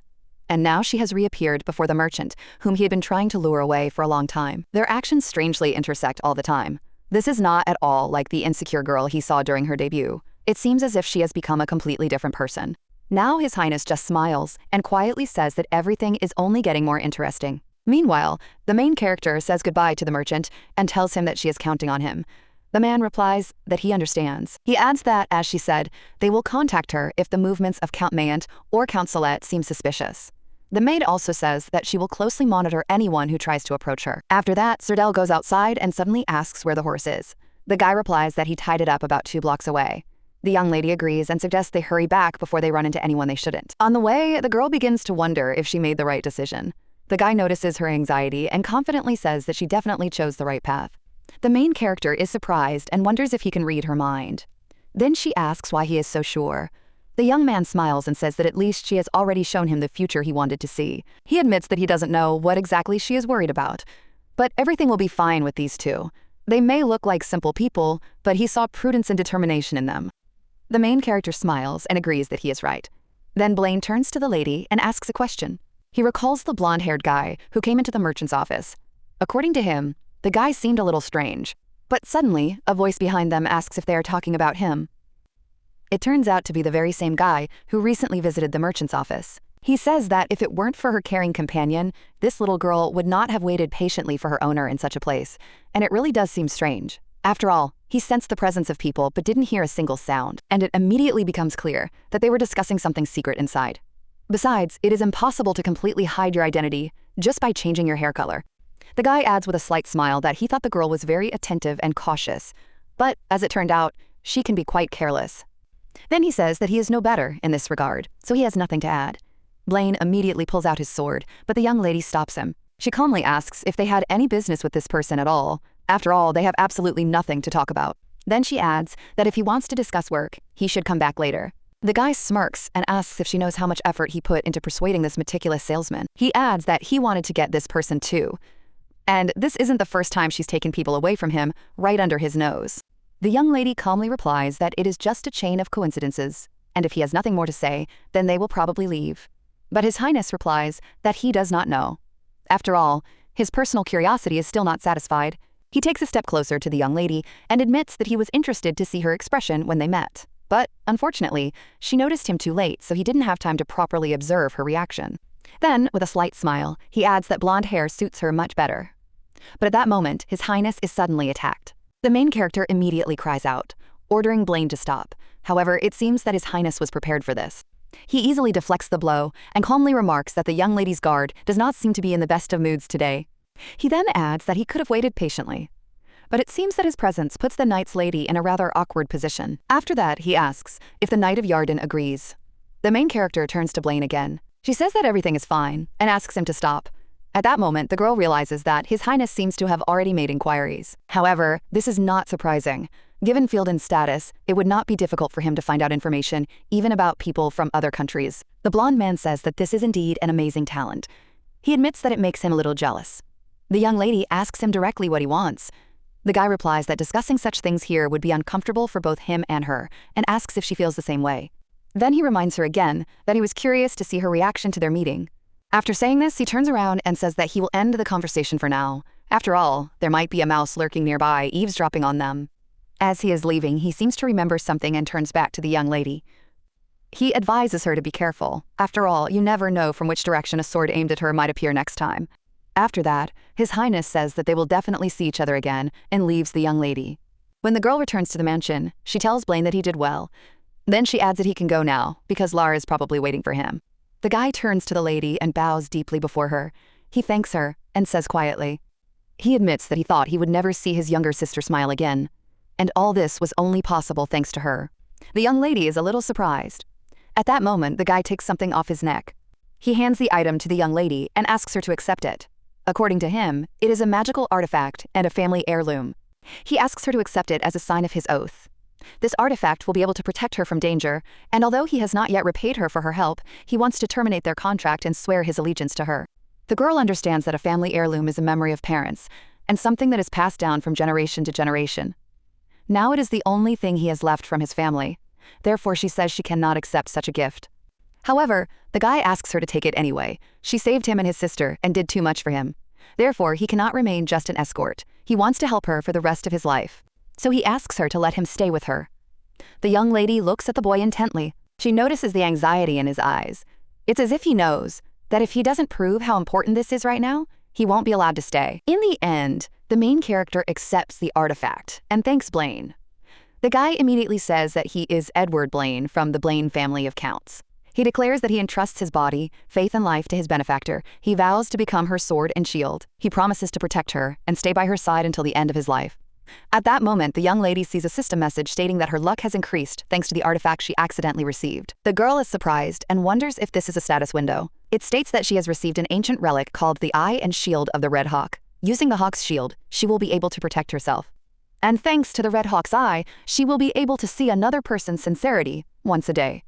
At that moment, the guy turns to the lady again. Suddenly, the girl notices that his double appears next to him. This ghostly image bows and thanks the girl for saving him and for allowing him to stay close. He also thanks her for calling him by name. Now he knows who he really is. He sincerely thanks her and even touches her feet with his lips. The young lady is a little surprised by this unexpected gesture. Then she looks at the real Blaine. The guy asks anxiously if something has happened. The young lady replies that everything is fine, but she thinks to herself that he doesn't even seem to understand what just happened. Perhaps he simply doesn't know how this artifact works. Or maybe she is the only one who can see the system. The guy says with relief that everything is fine then, but at that moment a sword is suddenly held to his throat. The young lady's brother asks in a cold voice what exactly he is doing here. Then he repeats his question again, and again demands an explanation of what these two are doing, so late at night. The young lady asks in surprise if this is really her brother. Blaine calmly replies that he has sworn allegiance to her. Redan looks at him and thinks that one glance at his insolent face is enough. After that, he sheathes his sword and immediately goes to his sister. He lifts the girl into his arms, which surprises her greatly. Then the brother turns to Blaine. He warns that if he does not want to fall into an eternal sleep, he had better remember his place. The young man just stands silently in place. The brother carries the young lady to her room and literally throws her onto the bed. The girl cries out, not understanding what is happening. But when she looks at her brother, she notices that something is wrong with him. She thinks that he probably needs medicine. The guy suddenly asks if she is upset with him. The girl is mentally surprised by such a strange phrase. At the same time, there is no smell of alcohol, so she wonders if he has hit his head. She hands him the medicine and tells him to drink it quickly and go rest.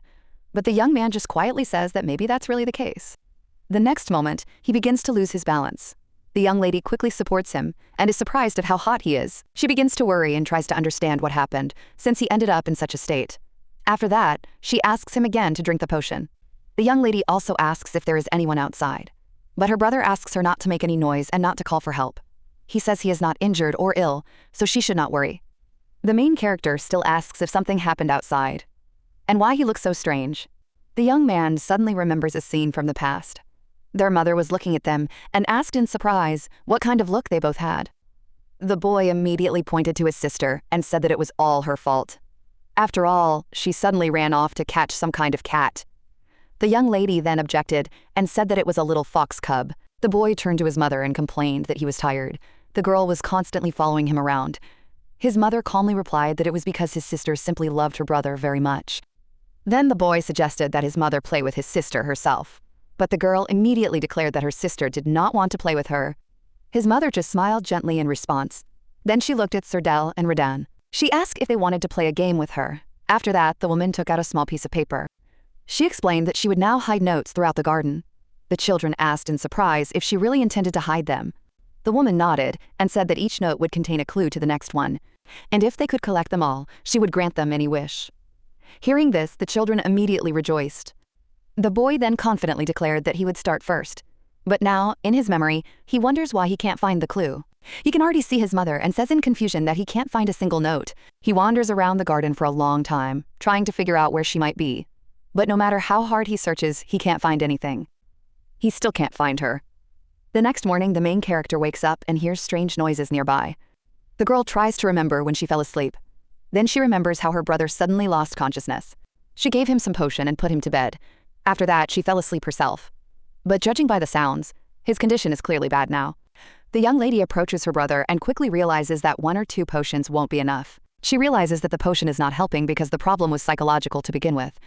The girl begins to wonder what happened to him outside. She realizes that this cannot go on. She needs to call the butler. But at that moment, the guy quietly utters the word "mom." Then he repeats it and says that it's dangerous. He asks her not to go there. At that moment, the young lady receives a message from the system that the Red Hawk's eye has been activated. The system explains that the artifact is capable of absorbing strong human emotions and giving them form. Now the image of her brother appears before the young lady. This image says that he couldn't find anything again. Just like all this time, he couldn't find a single clue. And now he's furiously asking which bastards put his mother to sleep forever. He thinks his abilities weren't enough, and he doesn't understand why he couldn't find anything. The young lady understands that deep suffering, self-hatred, and a strong sense of guilt have accumulated inside him. All the emotions he hid for many years after his mother fell into an eternal sleep are now literally suffocating him. The young man quietly apologizes to his mother. After that, the image gradually disappears. The main character sees her brother lying in a fever again. The girl wonders if it would be better to just leave him. After all, she feels that she has seen something she should not have seen. Besides, the boy is crying. The young lady is afraid that he might have another seizure, so she sits down next to him on the bed. She realizes that she herself does not remember anything. But it seems that this was definitely not a normal accident. Even for Radon, it must have been a huge shock, since her own memories have been completely erased. The girl begins to wonder if this was the reason he renounced his status as heir and left his family. Perhaps he did it in order to find traces of the person who plunged the Countess into eternal sleep. All these years, he had worn himself down, broken his own feelings, and kept going until his burning determination began to turn to ashes. For the first time, the young lady truly felt sorry for a man who had never been able to give up. But at the same time, she feels that there is something strange here. Knowing Radon, he must have used every possible means of searching. But still, he found nothing. The girl thinks that it's definitely not because of his abilities. Most likely, the people behind this were not ordinary at all. Perhaps they were raised and trained for this very purpose from the outset. A person capable of organizing something like this must have enormous power and resources. And this is someone who has strong feelings for the Count or Countess Robusta. First and foremost, these are people who may not have liked their family. And if we narrow the list down to those who were close to the Countess, the girl realizes that she knows almost nothing about them. She has no clue. Besides, she simply doesn't have time right now to investigate the Countess's descent into eternal sleep. And there are too few people who could help. She begins to wonder whether she should make a list and help Radon focus on possible suspects. For example, to learn more about the people who were close to the Countess during her lifetime and advise her to treat them with caution. But then the young lady realizes that this is not a good idea. After all, it could only make Radon's condition worse. The girl clenches her hands and continues to ponder. To be honest, what difference does it make to her? After all, he never really cared about her. The guy was almost always in a bad mood and looked at her as if she were a pathetic creature. He only showed kindness when he wanted to. So the girl thinks again. Although lately he has indeed started to behave a little more friendly. But he's still a terrible brother. However, remembering how he suffered during his illness, the young lady once again does not know what to do. After a while, she sits opposite her brother and realizes that he has simply taken the room's owner's own bed. As they sit down to dinner, an awkward silence hangs between them. Finally, the brother turns to his sister. He breaks the silence and asks where she slept. The girl calmly replies that she slept on the sofa, and thanks to him, she had an unforgettable experience. Her whole body aches as if she is about to fall into an eternal sleep. Her muscles ache, her bones ache, and her lower back feels as if it is about to fall off. The young man says that he has been very tired lately, which is why he was a little out of sorts yesterday. Then he asks why she didn't just wake him up. The girl immediately replies that for someone who ignored her request to leave the room, he is being rather rude. The guy falls silent for a moment. Then he turns to the young lady again and asks if she always speaks in that tone. The girl immediately retorts and asks if he always talks to her like that. If someone overheard them, they would think she didn't even have a name. The guy clearly doesn't know how to respond. After a short pause, he cautiously asks if he said anything in his sleep or perhaps behaved strangely. The main character looks at him intently, but still replies that nothing like that happened. According to her, he just snored. So loudly, in fact, that she almost went crazy from the noise. On top of that, he was grinding his teeth. The girl asks if he always sleeps like that. The guy just replies that he was just very tired. At the same time, he wonders if he had an attack during the night. He is glad that he did not appear to her in such a pitiful state. He realizes that every time his search for clues about the people who put his mother into an eternal sleep ends in failure, he starts having nightmares. One of them is a dream where his mother simply disappears. In another dream, he loses her hand forever. There is another dream involving his sister. The guy falls silent for a moment. Then he abruptly asks what happened last night and what she was doing with that jerk. The young lady calmly replies that his name is Blaine. At first, they were bound by a regular work contract. But now he has sworn allegiance to her, so she has become his mistress, and he her servant. She adds that she doesn't know what her brother thought exactly, but she hopes that nothing strange came to his mind, because this is not a relationship between a boy and a girl at all. Redan asks directly if there really is nothing between them. The young lady confidently replies again that there is nothing. After that, the guy says he wouldn't mind if she used him for a while, but it's quite dangerous to fully accept a person with an unknown past.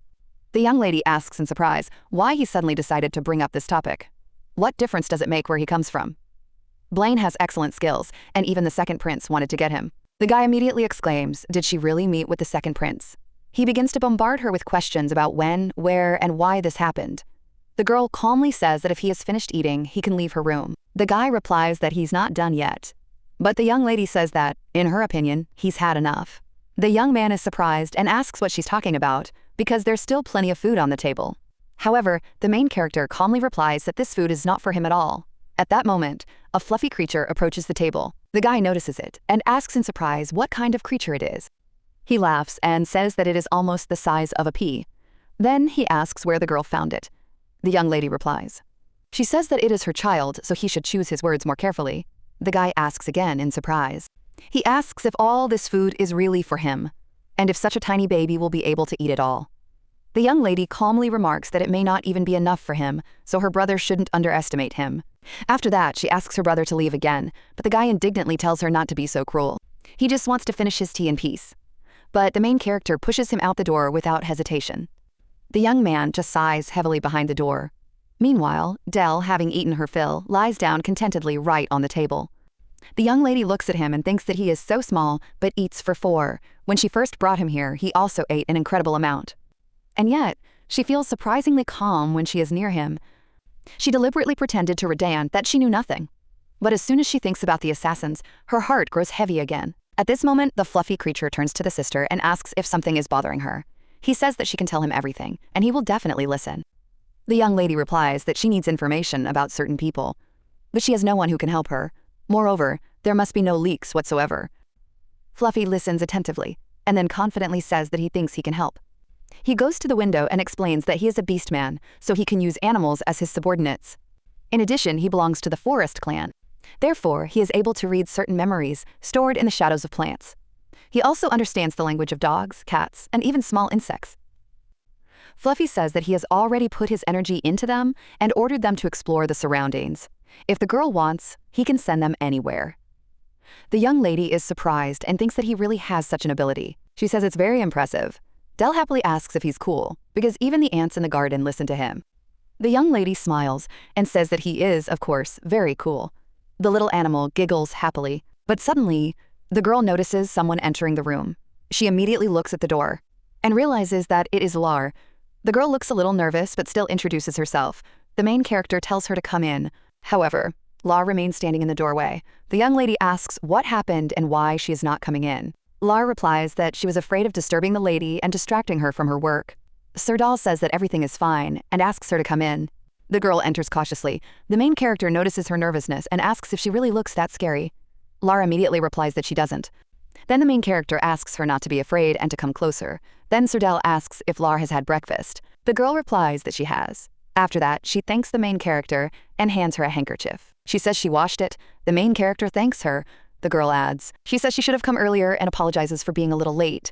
Sirdal asks how she is feeling. The girl replies that thanks to the lady, everything is fine and nothing hurts. The main character says with relief that this is good. After all, she was really worried about Lar. The girl asks in amazement if the lady was really worried about her. Sirdal calmly replies that, of course, she was worried. These words deeply move Lar. With tears in her eyes, she thanks the lady for saving her and helping her brother. The main character involuntarily recalls how Blaine also thanked her recently. With a slight smile, she realizes that these two are indeed very similar. Then Sirdal seems to remember something important. She opens one of the drawers and tells Lar to come and look. The girl obediently approaches, but when her gaze falls on the object lying there, she freezes in surprise. The main character calmly explains. She says that it is Lara's slave document. The girl recalls with horror everything that happened in the basement at that time. The main character looks at her in surprise and asks what happened. Then she gently tells Lara to calm down, because she is going to get rid of the document. But the girl desperately cries out that she was wrong and asks her to forgive her.